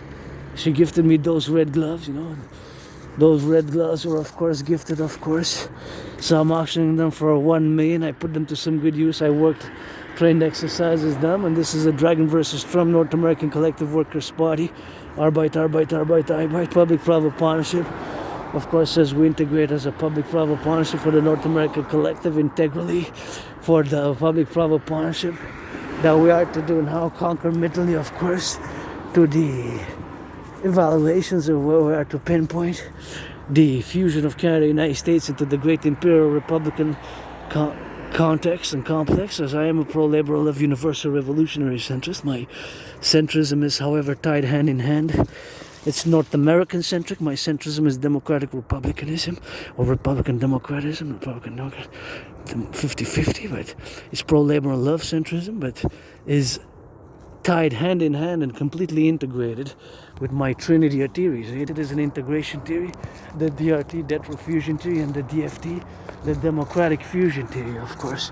So that is just what it is today now, and of course you have to complementary be the complementarity where we are now, to be suffused in all the elements where we are, to be integral about all the relationships where we are to live by, and to be saluting all the truckers, the butchers, the bakers, the nurses, the doctors, the firefighters, the plumbers, the electricians, the welders, you know, all the welders, and all, of course, the welders who are now prepositions, of course, to be in all the domains, right? Because it's something which we gotta be mindful about them. And why we're sitting on this side here, because I wanted to be as close to nature as I could be. And here I'm getting some trees, and on the other side I would get some trees. So I'm marching on the parallel with the deviation of the river, because this part is the river, part of the river. You saw, this is just part of it. The other side, you see how huge big it is. Huge, large river here which surrounds Hakata, which you can see in some of my other videos. I think there was a bunny rabbit. Sometimes there's bunnies and rabbits here, eh? So we got flora and fauna. That's why it's important to not pollute, you know, just be mindful. Don't pollute, and if you have to throw it in the trash, or, you know, throw it in the trash. If it goes in the recycling, well, you put it in the recycling. So that's just how we have to do it as individuals. Part of the collective, we have the individual responsibility, and then we have the collective responsibility, and they have to work together, hand in hand, right? Because it's not just a corporate responsibility or a business political responsibility. It's an individual sovereign citizen responsibility without formulating too much verbose, academic, intellectual, sophisticated philosophies around it. Just do your part. I do my part. You do your part. We do our part collectively, like. So just gonna get a little bit of that. Here we are, and had to do a little in the bushes, gonna clean myself off.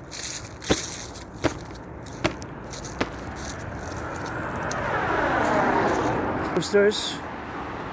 Usually there's only one or two, but here, see, there's 1, 2, 3, 4.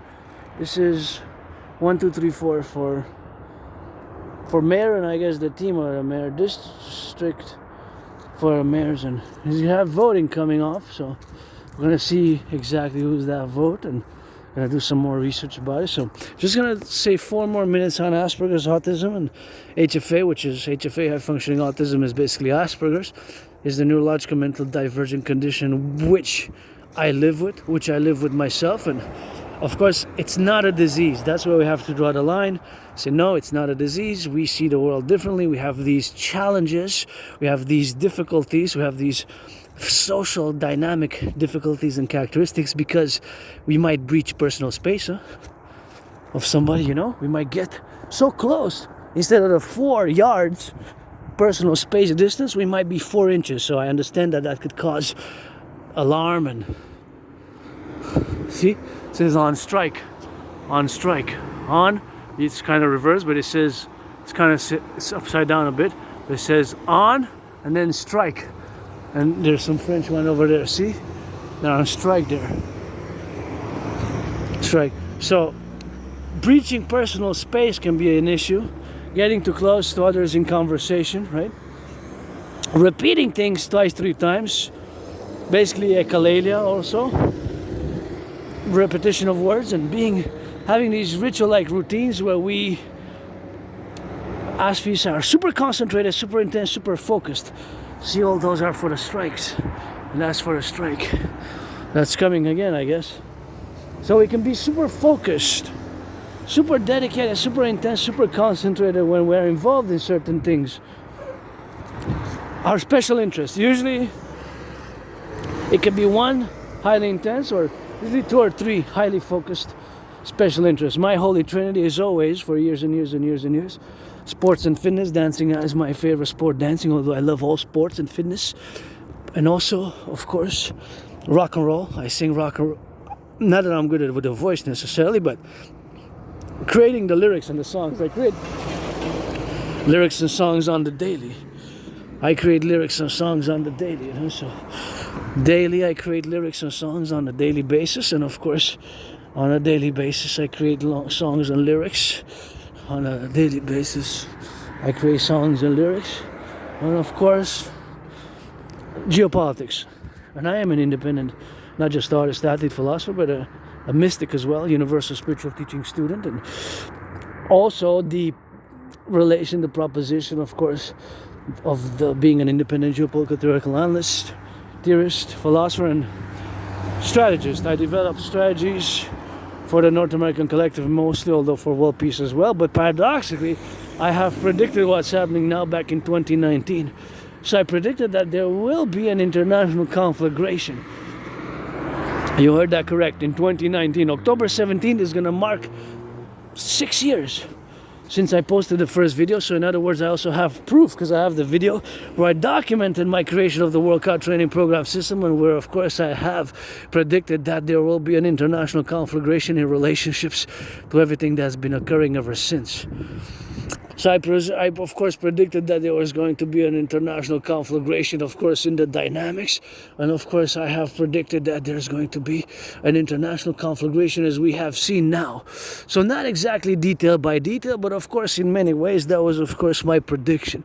So of course that prediction is many ways of course is setting it up as it is today. It has occurred in a similar pattern which I had predicted, that due to one of the formulations or principles which dictated that, which concluded, I made the conclusion that there will be an international conflagration, was that many nation states, countries did not fully resolve their conflicts from the 20th century. So if you take a look at what's happening now, many countries and nation states have not, as a matter of fact, resolved their conflicts which date from the 20th century. I'm going to go where I'm supposed to cross, because there I'm a bit in danger from the angle I calculated. At the angle there is more dangerous, so it has an added addition of danger there in the angle. So here is best. See, I'm just gonna wait, and if it stops, okay, it stops, and the car to stop, and then traverse. So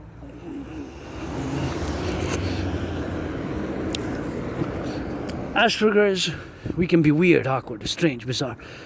But again, it's not a disease. The only thing I require is understanding. And I lost many jobs, I lost many jobs. I had many jobs, lost 4 months, 4 days, a few weeks, a few months. That's the problem for Asperger's. And those are, I'm going to discuss and finalize on the 4 main problems which Asperger's face, and just finished on autism with that. But it's important because it's a neurological divergent condition which I live with, and I gotta give a shout out to my friend, anonymous friend online. Somebody sent me, a fellow Aspi, last year, it's been about 13 months and maybe 4 days or so, sent me $25.44. So what I got with that money is, of course, for the Sabbath, I got a affordable bottle of wine. I don't drink much. An affordable bottle of wine. I got, I believe it was bacon and a little cake and some other things which were edible things. And I don't drink much. Cannabis I bought 3.5 years ago because it's legal here. It was legalized in 2019, and I still have leftovers. But I don't know if before winter 2014, if I was. Sometimes I think maybe I was a junkie, maybe I was an alcoholic, and I have trouble remembering my life prior to 2014. I have problems remembering my life prior to 2014. So I have problems remembering my life prior to 2014. Well, actually winter 2014. So January, February. So taking that into account, if I had to take March, April, May, June, July, August, September, October. So it's March, April, May, June, July, August, September, and now we're October. So it's more than 11 years and 7 months ago, which is a long time. But before January, February 2014, it's a blackout. I have trouble remembering my life. I can't be certain of my life prior to the memories, the events, that it just is like a blackout, you know, like rah rah retrograde amnesia. Sometimes maybe because of if I was an alcoholic or did hard drugs for a few years, maybe I was a junkie, you know. I used to live in a very moldy place. I didn't even have a bathtub. I'm grateful I have a bathtub now. I didn't take a bath today, but I'm gonna take a bath, you know. I'm gonna take a bath in the coming, of course, days with that. So I'm gonna take a bath and bathe. Take a bath. Substitute for massage therapy sessions, you know. These millionaires, Walnut Street finance the public workers a little bit of massage therapy session. So of course all that to say the dynamics thereof. That massage therapy session, which has to be call this. I didn't even have a bathtub there. I always say it was like a tight prison cell. It wasn't a prison cell, but I also say I guess I served my time because I survived and created my survival to the goddess as I will to build the forgotten goddess temple parallel to the Imperial People's Coliseum. We're going to get into that in a bit. Yeah, I used to live still on the island of Montreal. From what I know, I used to live there. At least I found documents from 2010. So at least 4 or 5 years I lived in that moldy place underground. I didn't even have a kitchen. The kitchen was inside my room. It was underground, moldy underground basement. Moldy underground basement. I didn't even have a bathtub. Didn't even have a bathtub, you know. It was a mold underground basement.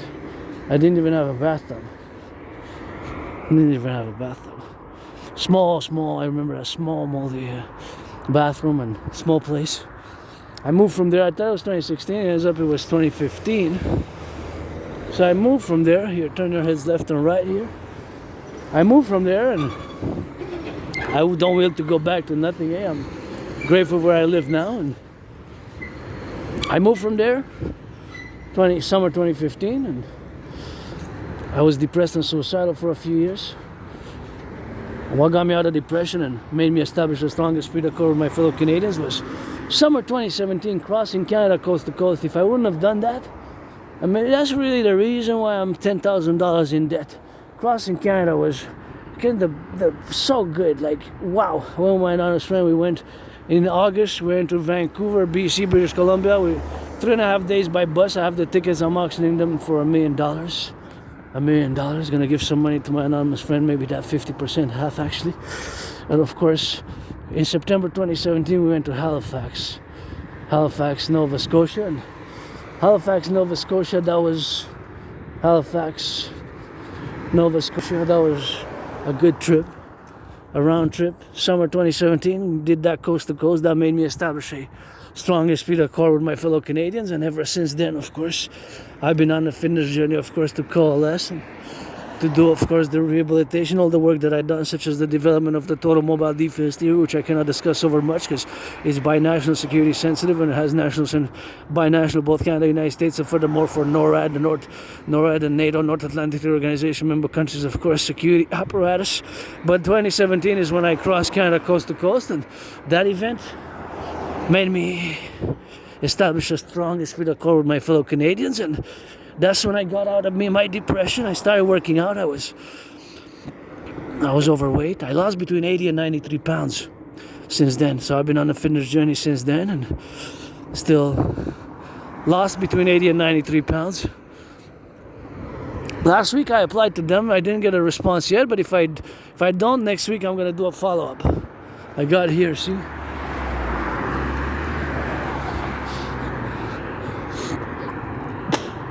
This is what I did there, see? Eco center, you know? Eco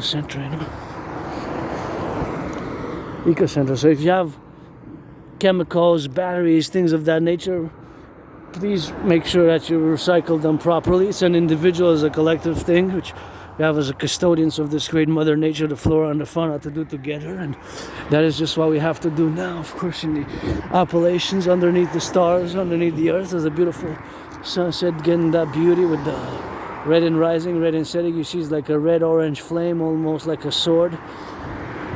I'm somebody who doesn't like violence. For defense only, the sword for SSD, security service and defense coast to coast, ocean to ocean. That's it. That's all rock and roll. I survived a vicious surprise attack years and years and years ago. I was survived a vicious surprise attack. I was attacked by surprise years and years and years ago in the Montreal Metro. Was hit in the head a few times, hit my head on the concrete and was bloodied up. I went to the Jewish General Hospital. I gave myself a new deadline, the 31st of October, to go retrieve my archives. To go retrieve my archives from the Jewish General Hospital, 31st of October. To go retrieve my archives from the Jewish General Hospital. And I also say that I was saved, I guess, several times from COVID, from maybe that vicious surprise attack. They tried to take me out, and I live with plenty of scars, even on my clit, dick, which sometimes goes rocket up. God is blessed, kisses. But I live with plenty of scars on my body, you know, and so many things I don't know, plenty of scars. And see, this is where I am now, and joyous, but scarred, and maybe without PTSD, and 4 things to do before or on October 31st. Do a big cleaning of my room, office, and temple. Write some letters and invitations for my dream, the Dancing Goddess and the Dragon Kingdom, which is a fundamental call for a public-private partnership. That is basically mostly what is most required of yours truly. What is most required, of course, is for me to write those letters and invite all willingly loving. Pledge your allegiance to our family. That's how we're going to rock and roll it from today until the end, whenever that may be. Not today we're here. LOVE. And of course, gotta retrieve the archives from the Jewish General Hospital. That's the name of the hospital here in Hakala, Montreal, where I went after I survived that vicious surprise attack. And it's not just for Jewish people or people who identify as Jews, because the question of who is a Jew is a more semi-mystical one, right? But nonetheless, I gotta go retrieve the archives. See, what date was it that I was attacked? I survived a vicious surprise attack. I was hit in the head a few times, and I don't know if had something in the hands or what have you. I hit my head on the floor, on the concrete. Had a dislocated right arm shoulder. It was really bad. I went to the doctors at the Jewish General Hospital, cracked it back, and I was put on some meds. I guess it was for pain, for recovery. So I was bloodied up, and I'm curious, what date was it exactly? Was it winter? Was it like 2014, like January maybe? February maybe 2014? It's possible, or it's possible that I was even before, although my memory is blackouts, you know, I have trouble like before like 2014. I have a very good memory of the past 11 years. Then when I go back to like before winter 2014, there's like blackouts, you know, it's... I guess I can't be sure exactly. I know I graduated high school in Canada, and a birth certificate I gotta try to find it. Maybe it's one of those books, and one of the books that I have. I guess it doesn't matter because I died here on the island during COVID 2020, February, March 2020. So I'm being reborn, but that's basically what's the most important part for me, I guess. My dying 4 times, having survived that place where I used to live, which was like a small prison cell. I guess I served my time in many ways to save others, to do some good deeds, to balance, I guess, the scale indirect. That's those scales, SCALES, those scales in the most equilibrium, which I can balance them, you know. And maybe that's that rock and roll with that. So survive being depressed and suicidal, survive that place, moldy place, and maybe I was a junkie, maybe I did drugs and alcohol, and plus that surprise attack, maybe, no, sometimes memory comes back. It's not really important for me. What's more important is my work, you know. I'm pretty joyous. These past years is just financially stressed, and has been a tough road, you know. So as I sing that rock and roll for my brothers and sisters, boys and girls in blue, coast to coast, ocean to ocean, the 50 states, as we gotta fuse that RCMP and the FBI and get rid of the border and implement my total Dragon 911 for total SSD, security, service, and defense protocols. But of course, we fundamentally have to also mass finance and also sing that rock and roll, not just for our security forces, but for our brothers and sisters who take their second chances. I'm proud of you, and you do your criminal rehabilitation. I always applaud that. My brothers and sisters who turn their life around. Second, third, even fourth chances. I guess I'm on my 4th restart now, and I don't like violence. I am hyper vigilant. sporty, intense, super concentrated as many Aspies are, especially when I do hours and hours and hours of geopolitical revision theories and analysis on the news, because politics is 24/7, just like money never sleeps. So geopolitics never sleeps. You know, it's a geopolitics never sleeps. There's always events, always a sunrise, sunset in Asia. Now the sun is rising. They already have some deals, and I applied here. For some work, you know, get a little bit of that arbite here, you know. They gotta get on that drill with that, and they're my brothers and sisters. They're workers. I see them blurred, but they're 1, 2, 3, 4. Enjoy your meal, and maybe I'm gonna be your colleague, maybe teammate. You know, I called here. I actually didn't call. I sent them my request for an interview, and I deposited my interest via the email that's there. See, I'm gonna go show you guys. Go see. But I haven't got a response. I'm gonna let it be until next week. If I don't get next week an information, then there's gonna be a little bit of that rock and roll. See, there has that information. That's French. Well, French is big, and she says now hiring there. So now hiring, that's what I gotta get that. That's where I send information, the request for, I guess, information, and I deposited my interest to work right there. So gonna do it again, do a follow-up. If not, maybe next time I'm gonna come directly there to just knock, I guess, if they're still hiring.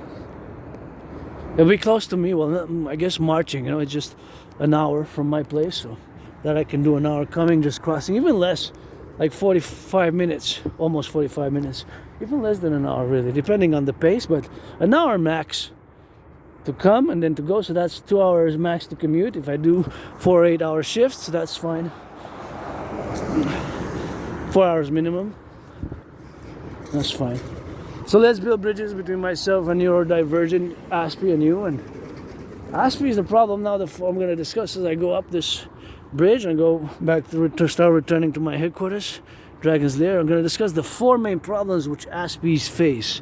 One is lack of friends. For me, I don't want to waste your time or anybody's time. That's why from now on it's friends with benefits only, or support, help, the dream, the dancing goddess and the dragon kingdom, which is fundamentally a call for a public-private partnership across the North American collective. So the dream for the North American collective is we got to get that proposed, that we have, of course, to do now. The fundamental dream for the North American collective is, of course, the dancing goddess and the dragon kingdom, for the fusion of Canada, United States into the Imperial Protocol. And thank you, public workers, because when I are these stairs now, before I get into the 4 problems of Aspies, I'm going to finish with the 4 problems of Aspies, and then I'm going to go into the 4 buildings which I will to build together with you, my brothers and sisters, allies and army. Pledge your allegiance, legion. N.A.C.W.P. So now we have 4 main problems, people with Asperger's. Friends with benefits only. For me, we tend to lose friends often. So losing friends is a big problem for Aspies.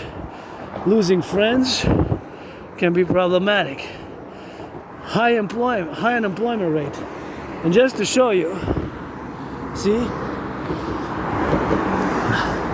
that's where we were last night, yesterday. Remember when we passed by and I showed the red flashing in the antenna there, where we passed by it? I always recollect or try to connect when I pass atop the mountain with my parallel self, which lives in the year darkness 2029. Now my parallel self, it is December 15, the year darkness 2029. It is the year darkness 2029, and I build in that parallel life. I'm also an Aspie, but there I build design supercomputers, satellites, telecommunications, antennas, orbiting sats, super sats, NATO and NORAD. In that parallel life, Israel and Mexico are part of NATO, and we develop for total surveillance, total security, total service, total defense, total surveillance for the greater good though. Total surveillance for the greater good without interfering into minimalizing liberty, but of course helping liberty and security and sharing. I'm a charitable person in that life, although I struggled a lot because of my Asperger's. I was bullied a lot in that parallel life, and I'm a super scientist who builds robotics, ICBM rockets, microchips, cyborgs, and satellites, everything to do with telecommunication technology. I build creating that parallel life now. So of course all those dimensions which are now, that when I'm atop the mountain, you can see the mountain Mount World, the headquarters of the dancing goddess and the dragon kingdom. You can see it afar off. As you can see, of course, the downtown core area metropolis, Montreal. I don't know if those Habs are playing today. If they are, go Habs, go, give some charity, NFL and chill NBA. And no, the problems with Aspies is lack of friends, or not a lot of friends. So for me, friends with benefits only. So also high unemployment for Aspies. The unemployment rate stands at 85%. 85% of Aspies, sometimes more than 80, sometimes more than 80, sometimes 3/4, 75%, sometimes 75%, sometimes depending, but generally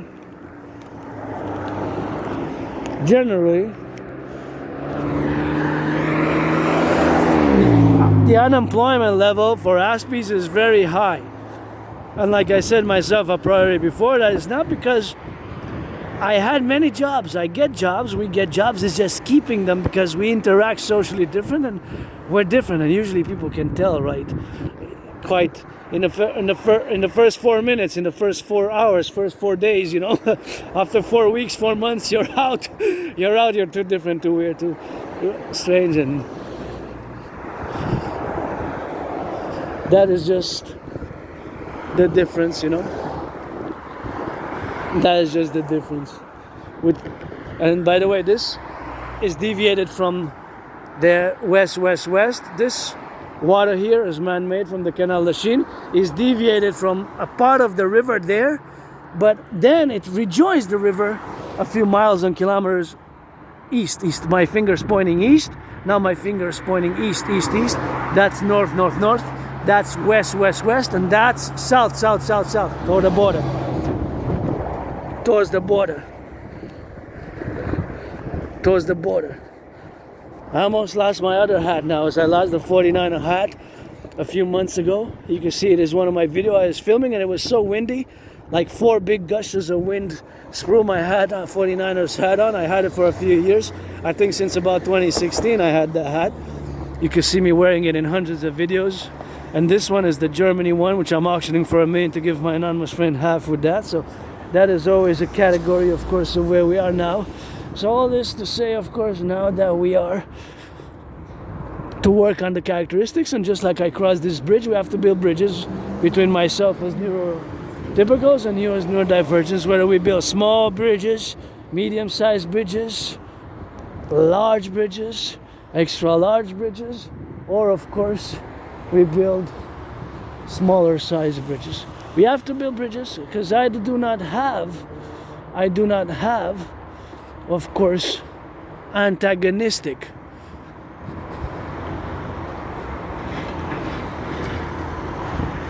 resentful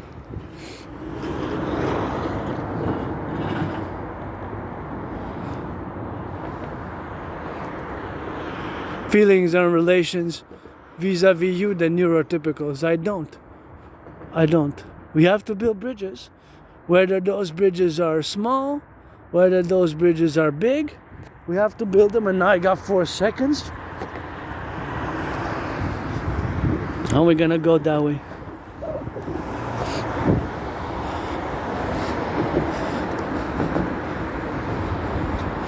We're gonna go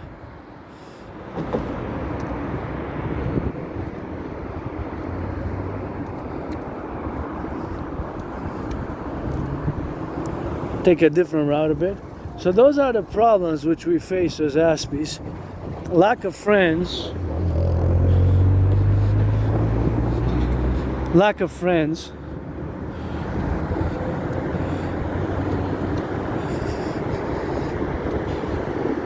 High unemployment rates. The unemployment rates are extremely high. Sometimes more than 80%. High suicidal rates, and there's a high dropout rate. Very high dropout rates. Dropout rates are extremely high for Aspies. A lot of Aspies, to the disproportionate amount, drop out of high school. I dropped out of college myself. I don't remember college really. But of course, high dropout rates from higher education universities and high schools. There's a very high dropout rate, right, for Aspies. So that can be problematic. And there are solutions, there are solutions thereof, and those solutions are usually revolved around building bridges of understanding thereof, right? And that's what we must do. We must build bridges of understanding.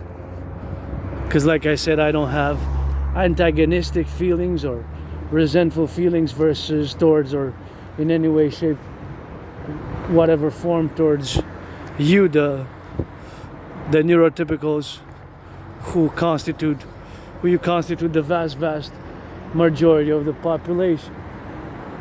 Right? We just have to build those bridges. And I was checking if I can go adjacent from the other side there, but that's not going to be possible because then it deviates by the other side. So I'm going to have to just do a little bit of a U-turn here. I guess we're going to have to zigzag it somehow to get to the bridge and get to the parallel bridge here. I guess it's a little bit of a difference because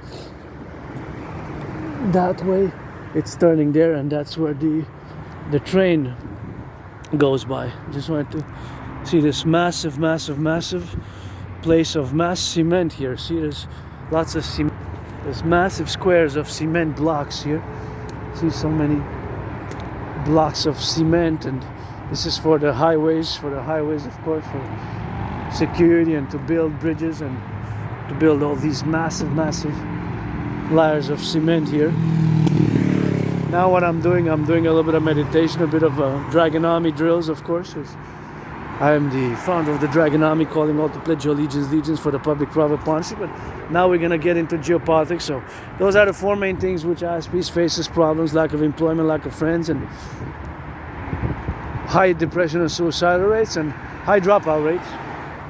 I do have diploma myself, and I specialize. I'm a theorist, a philosopher, a thinker, and a strategist, a geopolitical strategist. I develop strategies for the North American Collective.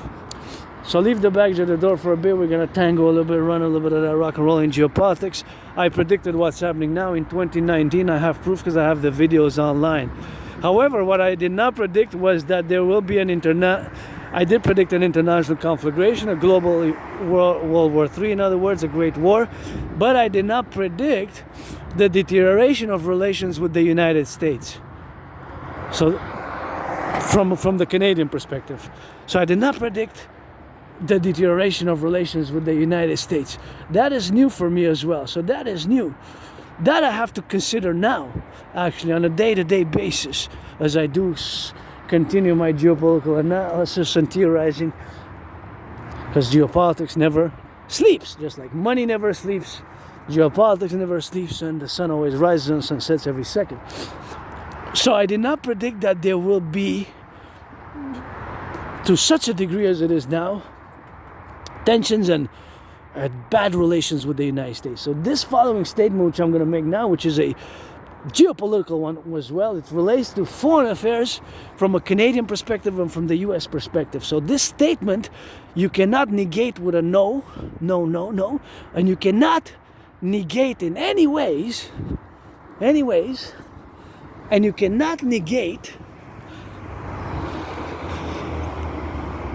in any way.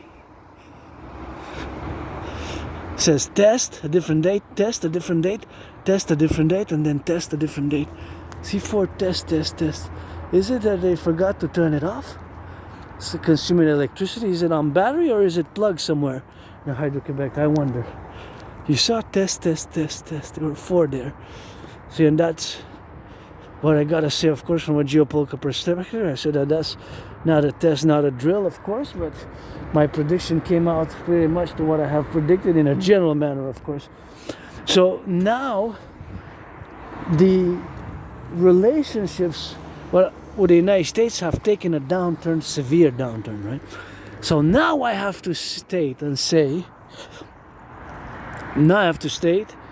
you have to affirm, yes, yes, for in the affirmative manner to this following statement, which I'm going to say is non-negotiable. It's just like the pi symbol, not the pi edible pie, just like the pi, you know, the pi is the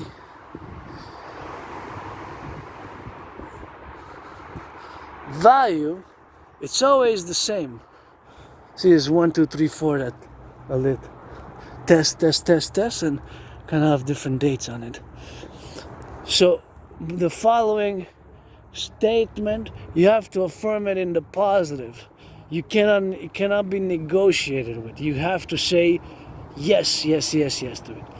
Our main interest when it comes to foreign affairs, or with whom do we have to establish the best economic, social, financial, diplomatic relations with? If we are to establish a hierarchy of with whom we have to establish the best economic, social, financial, military relations with, it is with the United States. And the United States also, although you have a border with Mexico, it is with Canada. So that is just like the pi symbol, right? The pi is the letter N for natural, normal, neurotypical, neurodivergent, and neutral. It has two heads, right? It's like, that's what our coming of our empire will be, two-headed, two-faced. It will be like two heads, two faces, right? Two heads, two-faced. We kind of have two faces, two heads. The coming of our empire, we kind of have two faces, two heads, right? One for goodness and kindness, benevolence. The other one for more severe punishment and justice and the meaning. The letter N is the symbol pi, for a symbol which represents a constant numerical value, which is basically the relation between the diameter and the circumference of a circle.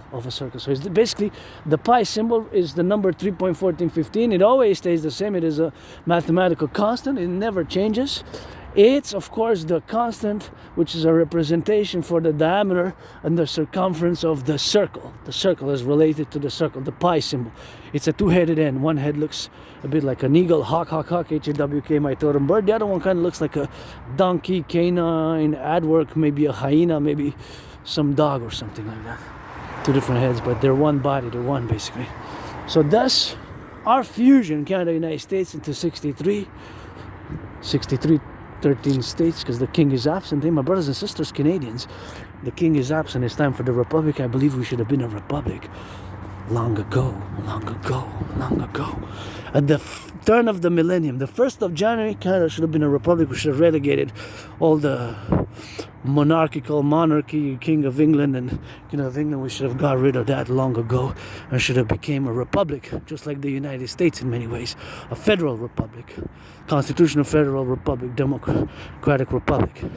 We're gonna fuse into the Imperial Democratic Republic because the king is absent. Uncle Carney pledged allegiance to the King of England and his heirs. Before Carney was sworn in, you know that Carney was sworn in and Justin Trudeau was sworn in and others were sworn in before that, Mulroney and of course Harper was sworn in when they were sworn in as prime ministers. They pledged allegiance to the King of England and his heirs. Pledged allegiance to the King of England and his heirs. Uncle Carney, I'm going to repeat, pledged allegiance to the King of England and his heirs, not to the Constitution and the people of Canada. Can you imagine it? In the 21st century, we have to be a republic. For all my brothers and sisters who are coast to coast, ocean to ocean, I got that tatted up, Canada, Canada, tatted up. My brothers and sisters, natives. My brothers and sisters, natives. Got that Canada tatted up. Don't ask me when. Supposedly, because I have some information from journals that I kept, although I damaged some with spilling coffee and food on them over the past 11 years. But I had kept some journals, So supposedly I got this tatted up. It's more than 20, like 22 years ago. Well, more now, because I'm 23 years ago. Canada tatted up for decades and decades and decades on my flesh, so I don't really need to flag it up, although I do. I always got the flag on me, Canada. So to my brothers and sisters, all who come to join us here as well, the true north, strong and free, we got to add to the true north, strong and free, with the land of the free and the home of the brave, land of the free and the home of the brave. We got to add some loving with that, some loving, and understanding, and some sharing is caring, my brothers and sisters, in tough economic times. And our main interest, regardless of the office, left, right, and center, you gotta state it as a yes. When it comes to placing a hierarchy with which country we must work to the best of our efforts to establish the best economic, social, financial, military relations with, it is the United States, because of our common history, common destiny together here in the new collective North American Civilizational Collective, which we are a civilizational complex which is not divorced but is distinct from Western civilization. You know, that is my philosophy thereof.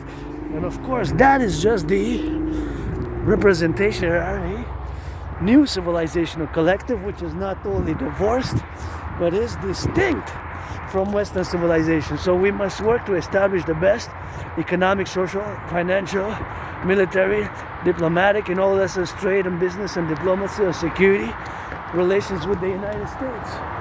There's no other way. That's just the reality, the geopolitical reality. You cannot negotiate with that. The fact that we got two oceans, the Atlantic to the east, that way is the Pacific to the west. Now I'm going south. In the back of me is the border, the 50 states. And now my finger's pointing east. Now my finger's pointing west. And we got two oceans. So not just the social, cultural, historical fact, but the geographical reality that we got. And this is unique for us. This is unique. Other countries, for example, Russia, they have borders with more than 44 countries. Russia has borders with. I might be exaggerating in a bit, but it's probably like that, more than 44 anyways. Russia, because Russia is the biggest, largest in terms, not population. Population now, India in 2025, they surpassed China. China was first. Population 4 months ago, India became number one, I believe, officially, right? India is now the most populated country on the planet. They overtook China. India's population grew tremendously over the past 25 years. Since at the turn of China was the most populated for many decades. Many decades. China has been number one. But now is India. India is the most populated. So of course, that is the representative fact. We must work to establish the best cordial economic, social, financial relations with the United States. There's just no way around that. There's just no way. We have to. And the United States, although you have a border with Mexico, it is vis-a-vis us. And now what worries me is that, you know that since August 1st, Canada, by the Trump administration's official dictum, Canada is designated as an unusual and extraordinary threat. Canada is designated as an unusual and extraordinary threat. Canada is designated as an unusual and extraordinary threat. Canada is designated as an unusual and extraordinary threat. I get goosebumps whenever I discuss it. The motives, the reason black and white, their officials August 1st, the motives by Trump administration increased tariffs on Canadian goods is given in black and white. The fact that more fentanyl crossed into the United States, it tripled since last year, 2024. The fact that we did not properly or fully, or of course, there's a word there, I don't want to put words on the paper from change anybody's words, or mine, do not change mine as well. But the underlying problem there is, of course, that we lacked coordination. Now, the word coordination implies action. When you cooperate, you can exchange information. Right? When you cooperate, you can exchange information. But when you coordinate, you have to take joint action. So cooperation implies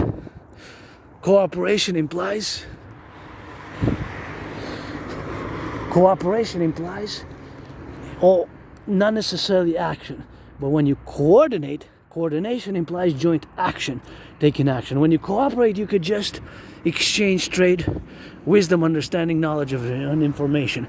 The lack of coordination there, so that means action, joint action. And one more mention is the mention of growing super labs in Canada. Now, we've been warned since 2015, by the RCMP. The RCMP warned us since 2015, and ever more so in 2021. Again, they sounded the alarm, but it started in around 2015. There's a growing transnational criminal syndicate organized groups. That there is a growing transnational criminal syndicate organized groups. There's growing transnational criminal syndicate organized groups operating in Canada, establishing themselves in Canada. And what's mentioned there in black and white by the White House, but it's mentioned the fact that there's a growing super lab reality in Canada. There's a growing super labs in Canada which produce fentanyl between 44 and 66. 44 and 66. Between 44 and 66. Between 44 and 66 pounds, I believe, bi-monthly or anywhere as such. Between bi-monthly or anywhere as such. 44 or 66. So that is mentioned there. That is mentioned in black and white. In black and white. And what did the RCMP? Good job. Good rock and roll, bravo, kisses and hugs. Last year is going to be a year soon, October 25th. The RCMP are basically the co-equivalent of the FBI and the Mounties, federal police. Before they were known as the Mounties in a past life, previous incarnations, it has many. Even I was born here as a woman. I lived between 1688 and 1735. And of course, I served in the RCMP myself. Before I was known as the RCMP. But today, last year, the RCMP dismantled the biggest ever drug super lab in Canadian history. They seized armaments, arms, munitions, weapons and cash, and 95 million just that one super lab doses of fentanyl. The amount of fentanyl in that one super lab, I get goosebumps when I discuss it, because it could have killed kids and children, and I didn't publish my children's books, and I want to publish them. I didn't have the $500 for the literary agent, but I wrote a few children's books for youth, like 6, 7, 4-year-olds, 7, 8, 9. 6, 7, 8, around, with themes of civilization and nature. Simple themes, but with a lot of rhythm. I'm good in reading, reading and animating and stuff like that. I have Asperger's, so I'm also an artist, but at certain things I'm not that good. So in 2024, of course, on October 25th, of course, the RCMP Mounties dismantled the biggest ever drug super lab in the history of Canada. The biggest ever super lab in the history of Canada. That's what they dismantled. And good job, I gotta say bravo, because that fentanyl, those doses could have potentially killed the population of Canada twice over. Can you imagine twice over? Just that one super lab. What if this transnational criminal syndicate organized groups, what if they have 5? What if they had 5? That means one was destroyed and dismantled and seized by the Mounties, our federal police here of Canada. That means that there's 4 to go. That means there's 4 to go. Maybe there's one in Quebec. Maybe there's one in New Brunswick. Maybe there's one in Yukon. Maybe there's one in the prairies. Maybe there's one in Ontario. And we were warned by the RCMP since about 2015. That's why I'm calling for the implementation of joint Canada-United States to create the Imperial Police integrated via the theory CIT, Citizen Integration Treaty, both Canada and United States, to establish the Imperial Public Police Force, police service, basically to implement my theories, protocols, and philosophies, and fuse Canada and United States, and fuse the RCMP and the FBI. Fuse the FBI and the RCMP. Coast to coast, ocean to ocean, but via my DRT as well, which I'm going to discuss but before I get into the DRT, I want to discuss the DMAA, the Direct Military Assistance in Action. So the DMAA is a protocol, is not just a theory, but is a framework of reference and of working tool for taking action or remaining in action, or not taking action or assistance as relating non-NATO member conflicts between countries which are non-NATO. So it relates to NATO, and the motto of NATO is Animus in Consuelo Liber. Article 5 was only invoked once in NATO history. Article 5 was only invoked once, September 11th. Now, before October 7, 2023, I was myself advocating for both Israel and Mexico to simultaneously join simultaneously joined NATO, Mexico and Israel, at the same time, simultaneously. It was called, I had a 4-part lecture series. It was called Genesis 33 Initiative and Protocol. Protocol Genesis 33. The Genesis 33 Protocol and Initiative based on the biblical verses there of the two twins, Jacob and Esau's, making an alliance, a pact, and a reconciliation. So Genesis 33 was now, because of course there was their 9/11, Israel's 9/11, and the tremendous response and retribution and retaliation of Israel versus Hamas and Palestine and Gaza, right? Because they got attacked by surprise and they survived, I guess. Hamas was maybe try to take out all of them and conquer over the state of Israel and Fortress Israel, I guess. It penetrated Fortress Israel and they bloodied up Israel. That surprise attack, just like I survived a surprise attack and I was bloodied up, but I guess tried to kill me as well back then and failed, and now we have a ceasefire. So that's an interesting phenomenon. We have a ceasefire, and we'll see where that goes, and we'll see where that is, if it's still holding when I get back home after this march. Already marched more than any general of NATO, not combined, but during COVID, I marched more than any general of NATO combined, all the generals of NATO, blah, blah, blah, blah, blah. The DMA theory, direct military assistance in action, is my philosophy, my theory, which I'm putting it, of course, open. There's much details to it, but I'm going to briefly discuss it generally. So it's a theory, a working reference for NATO, whether NATO is going to take or not take action in the future, or remain inactive, right? So it's a philosophy as well as a working tool, as a theory. It stands for D, direct, M, military assistance or action or assistance. They can be interchanged. For example, the most recent one is Ukraine. Ukraine is not part of NATO. Israel is not part of NATO. And technically a country cannot join while they're at war, because then Article 5 would have to be invoked. Article 5, the Common Collective Defense Agreement, and NATO is an organization which dates from 1949, more than 75 years, and Article 5 was only invoked once after the 9/11 and due to the 9/11 attacks. And much of that event still reverberates today. Much of that event, we still have the aftershocks, after events of 9/11 in many ways. The Twin Towers falling, there's still aftershocks today with operations, military operations, and the realities and the new organization and restructuring. I'm not going to go into that because it's hours and hours and hours of just discussing that. But now today is, of course, 16th of October, so we're going to discuss the DMA because it's for today and for the future. So there is the C, the consequences. So direct DMAA, in parentheses, there's a C. C stands for consequence. So direct military assistance in action has a consequence. And that consequence can be that nation states, powerful nation states such as Russia or China or Russia, or even other states, India, Pakistan, even other states, can, by their secret police and secret organizations and secret networks, can retaliate internally by supporting transnational criminal syndicate organized groups.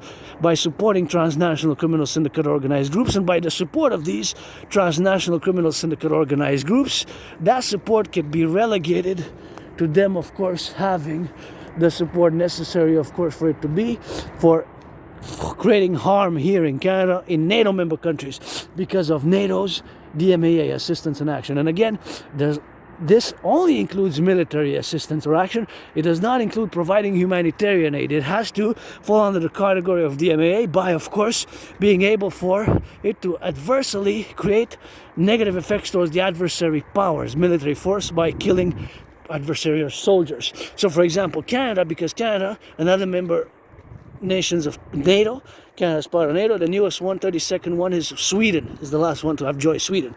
So because, of course, Canada and other countries provided helmets, munitions, armaments, drones, military equipment, and, for example, armored vehicles and such to Ukraine. Thus, that military assistance, not action. Action, for example, is bombing Libya or Iraq or even Belgrade in 1999 or other. That's direct action. Assistance and action, it can be both. It can be both assistance or action, or it can be just action or assistance.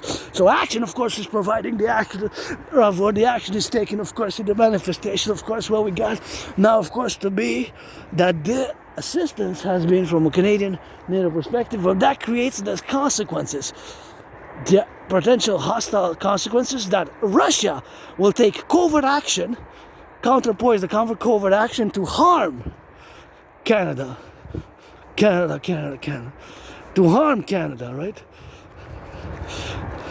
To harm Canada. So harming Canada in a negative way by supporting transnational criminal syndicate organized groups, for example, to flood our streets and cities with fentanyl, or create foment internal discord. China or Russia even together. One of the other consequences could be, and certainly is, the solidification of relations between China and Russia. They, over the past 3.5 years, they solidified their relations. And you look at China as military parade, it's interesting to know that I'm going to have to do another revision, but I didn't even see one black woman or black man there. In my army, Dragon Army, of course, my brothers and sisters of the North American Collectif of Canada, United States, including my neighbors, 13.3, 13.4 of the population are my brothers and sisters who are blacks, you know? But there were tens of thousands of soldiers, and not one of them, I couldn't see even one who was black or, you know, was Latino or Caucasian and white. They were all like Chinese. I gotta check again, but it was quite something to see that. You see the parades of Canada, the military of Canada, the diversity, how it is, and there's blacks, there's, you know, brothers and sisters who are very different looking from each other, which is what I want in my Dragon Army, Publik, Private, Marshal, black, white, or rainbow. If you're black, you're white, you're rainbow, you know, 18 plus for that kind of loving rock and roll, friends with benefits on that 18 plus. But now it's interesting, and you got to take those dynamics as a geopolitical theoretical analyst and theorist into consideration, right? Because we have these things which can potentially, they can use to exploit us, our vulnerabilities of who we are as a North American collective, you know what I mean? Our diversities, and of course there's more in-depth philosophy to that, but that's just something that you check it for yourself. The tens of thousands of soldiers at about, when the parade was a few weeks ago, the China where Russia was invited, Putin was invited, there was not even one black person. I couldn't see a black man or a black woman inside the tens of thousands of troops in Beijing parading. I couldn't see one who was black or different. They're all like kind of Han Chinese. It's so just to pinpoint, of course, the difference of our armed forces and how, of course, integral we could be to a potential open conflict if we are to have an open conflict with China. We averted for world peace, of course, but it seems that there's a furthermore deterioration of relations now because China has moved to block some critical minerals, and Trump stated that on the 1st of November might put 100% tariffs again on China. This was the case at the beginning of spring. So that's the DMAA. And you wonder why China, in the past 5 years, quadrupled their military armaments, their nuclear war capabilities, nuclear warheads. In just such a short amount of time, during COVID, the fact that they almost doubled it in 4 years, 4 or 5 years, almost doubled their nuclear warheads. Why in such a short time, such a mass investment in nuclear warheads and armament? There's something going on that maybe as I go now, maybe Taiwan will be invaded by China, because that's an unresolved conflict from the 20th century, and that was my main prediction. That due to these unresolved conflicts, they will re-emerge. Israel and Hamas was founded in 1987 during the Cold War, which lasted almost 45 years. I don't mind saying more than 45 or even 46. I don't mind. What I do mind is saying less than 45. I usually say almost 45 years because it lasted from March 1947 till end of December 1991, the Cold War duration period of the Cold War. And that was one of my main premises of my prediction of 2019, that there will be an international conflagration, and that these conflagrations will be much because of unresolved conflicts from the 20th century, which will re-intensify. Hamas was founded in 1987. It took them 20 years to attain power, military, political, philosophical, political, military power over Gaza. They were founded in 1987, but only in summer 2007. June, July, they fought a few weeks of civil war with the rival organization known as Fatah, and then they took over power over Gaza. And as for those tunnels there's hundreds of kilometers. It's quite something, and we need to build tunnels of our own here. Tunnels of our own, tunnel cities, in case of a thermonuclear war, the 44 by my DRT theory. So now I'm gonna embark on my DRT theory. So that's the DMAA. It has to be consulted as a theory, as a protocol for us to take action or don't take action or don't assist in the future because of the C, the consequences. The DRT, brothers and sisters, the DRT now, the debt refusion theory, what is it? The debt refusion theory stands for exactly D, debt, R, refusion theory. It integrates in it monetary integration theory. What is the monetary integration theory? It is the financial theory which was implemented in the 90s in the European Union. Germany, Italy, France, Belgium, and many other countries, they destroyed their national central banks, they destroyed their national currencies, and they created the ECB, the European Central Bank, and they created a multinational central bank and a common currency, the euro, monetary integration. That's what it's called, MIT, in financial theory, and that's what the European, many, not all countries of Europe, but many countries, vast majority of European countries, they expanded, and of course they kept, over the decades, since the 90s, they kept integrating and absorbing other countries, even countries which were part before communist and socialist of the Warsaw Pact, which was the counterbalancing pact and treaty and alliance, military defense security alliance, known as the Warsaw Pact, which is the capital of Poland, of course, Varsovia,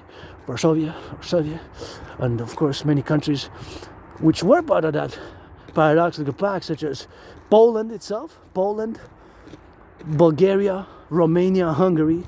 All those countries were part of that pact. Those four countries, Bulgaria, Poland, Romania, Hungary, Poland, Bulgaria, Romania, were part of the military alliance known as the Warsaw Pact, which was the part of what was called the Iron Curtain, right?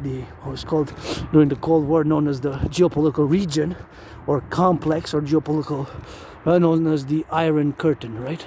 Which basically divided the East and West Berlin, East and West Berlin, East and West Berlin, East and West. Maybe I was born in which one, the East or the West Berlin, or in Haifa, or underneath the Pentagon, or here on the island of Montreal, or in Lugoj, Transylvania, Romania, another unresolved other conflicts there.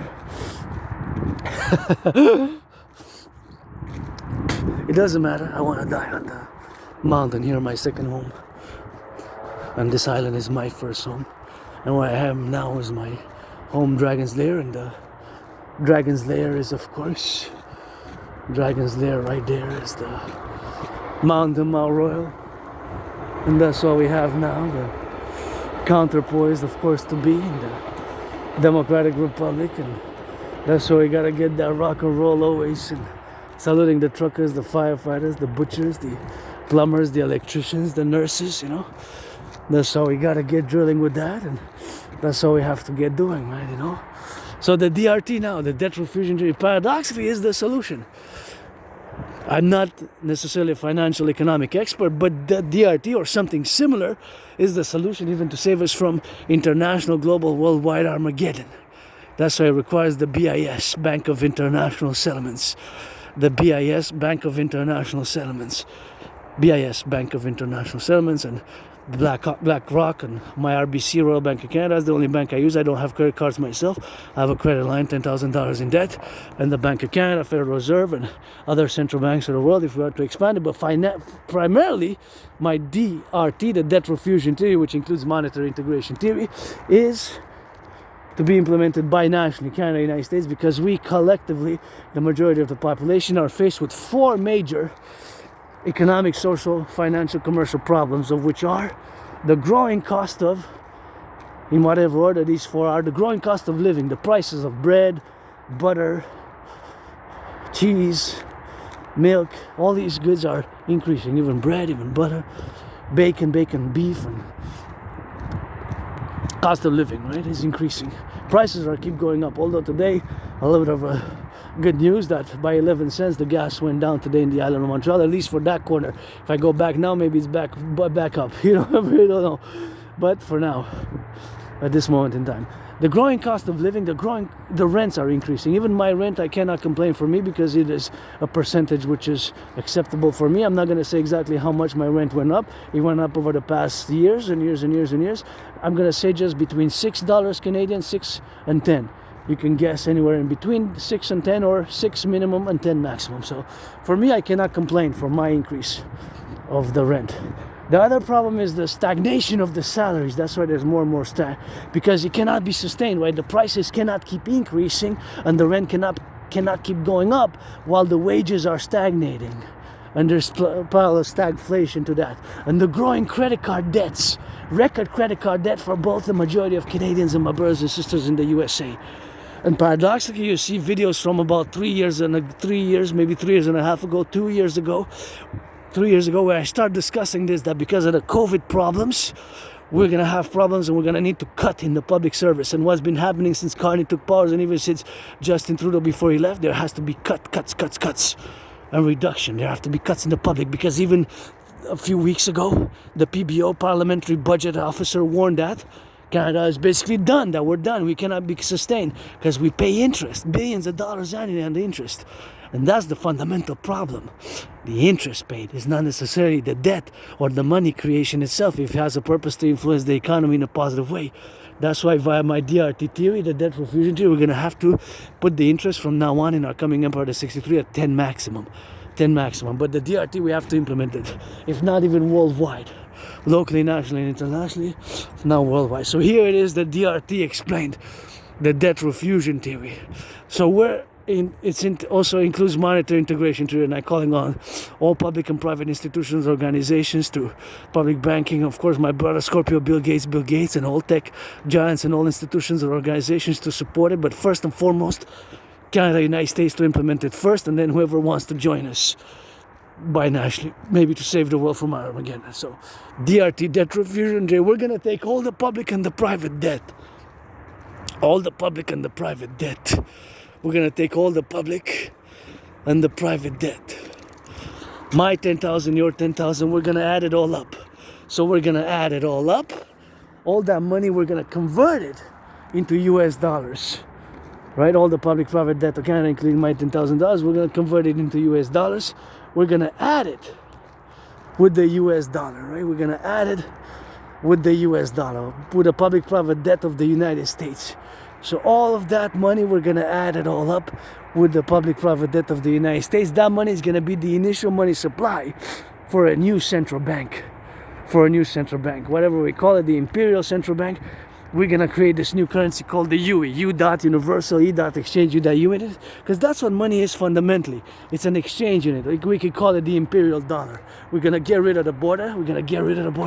Fuse the RCMP, FBI, create a dancing goddess, dragon kingdoms, two complementary covenant and cooperative institutions, the integrated SSD Legion, the Dragon Army, aka Dragon Army, the Imperial Republic's integrated SSD Legion. We're going to get rid of the border, do a census. Do a mass census of the population of Canada, United States, see if we and to whom we can accord amnesty, do the Imperial Criminal Rehabilitation Act. If you don't have so many criminal convictions, we're going to put them to work to build the 44 tunnels underneath the cities of the North American Collectif in case of a thermonuclear war. We're going to get in the Golden Dome, put some hawk in it, coast to coast, ocean to ocean, security service and defense. We're going to mass finance citizens fitness, mass finance, mass workout, of course, via mass public-private partnership with all institutions and organizations and 4G, 5Gs that exist. Always live stream, of course, with all organizations, institutions. We're going to build the Forgotten Goddess Temple. We're going to build the Imperial People's Coliseum to be 11 times bigger than the Caesar Superdome, where one of my favorite Super Bowls was fought, played and battled out. Super Bowl 47, aka Blackout Ball, aka Hardball Ball, Super Bowl 47, where it was fought and played, battled out. And we're going to build, of course, this new complex together, of course, instrumentality. We're going to get rid of the border, do the census, create a new biometric readiness scan, of course, identification, and we're going to mass finance fitness, and we're going to, of course, also mass finance the Imperial Tourism Ministry every 3 months, 4 times a year. The beginning equinox, solstice of the spring equinox, solstice, summer, autumn, winter, 4 seasons across the 63. There's 13 Canadian states and 50 states. For the 63, we're going to fuse with a new constitution, which we're going to mass finance healthcare and fitness as well as recreational activity. And 4 days, 4 times a year. At the beginning, we're going to credit all citizens of the new empire, Novo Civis, Nova Civis, as all, of course, citizens will be accorded 4 days, 4 times a year, 4 times 4, that's 16 days a year, where food, housing, lodging, transportation, breakfast, lunch, and of course dinner will be provided at the expense of the empire. We're going to mass finance citizens to work out, train, exercise, mass finance citizens for fitness, mass finance citizens for rehabilitation. We're going to do a mass reconstruction of the North American population, the infrastructure, the collective, the bridges. We're going to build the Forgotten Goddess Temple. We're going to build the Imperial People's Coliseum. We're going to build, of course, the new Legion for the SSD Security Service and the Fifth Legion. Of course, we're going to create that Coliseum where we are to be now. The Forgotten Goddess Temple, the House of the Dragon, the House of the Dragon, House of the Dragon, red, scarlet, crimson, pledge your allegiance, legions. The imperial tourism activities, we're going to mass finance the citizen. We're going to be for the citizens, for the recreation, rejuvenation, and pleasure of all who are 16 and over. That is the dream, the Imperial Democratic Republic, pledge your allegiance, legions to our family, and of course all the congregational aspects where we are now to be, the Democratic Republican of the constitutional aspects of all the dynamics where we are to be integrated is pledge your allegiance, legions. We're going to fuse my DRT theory is the solution. Furthermore, LOVE, let our empire rise and be. Pledge your allegiance, legions, let our empire rise and let it be. 90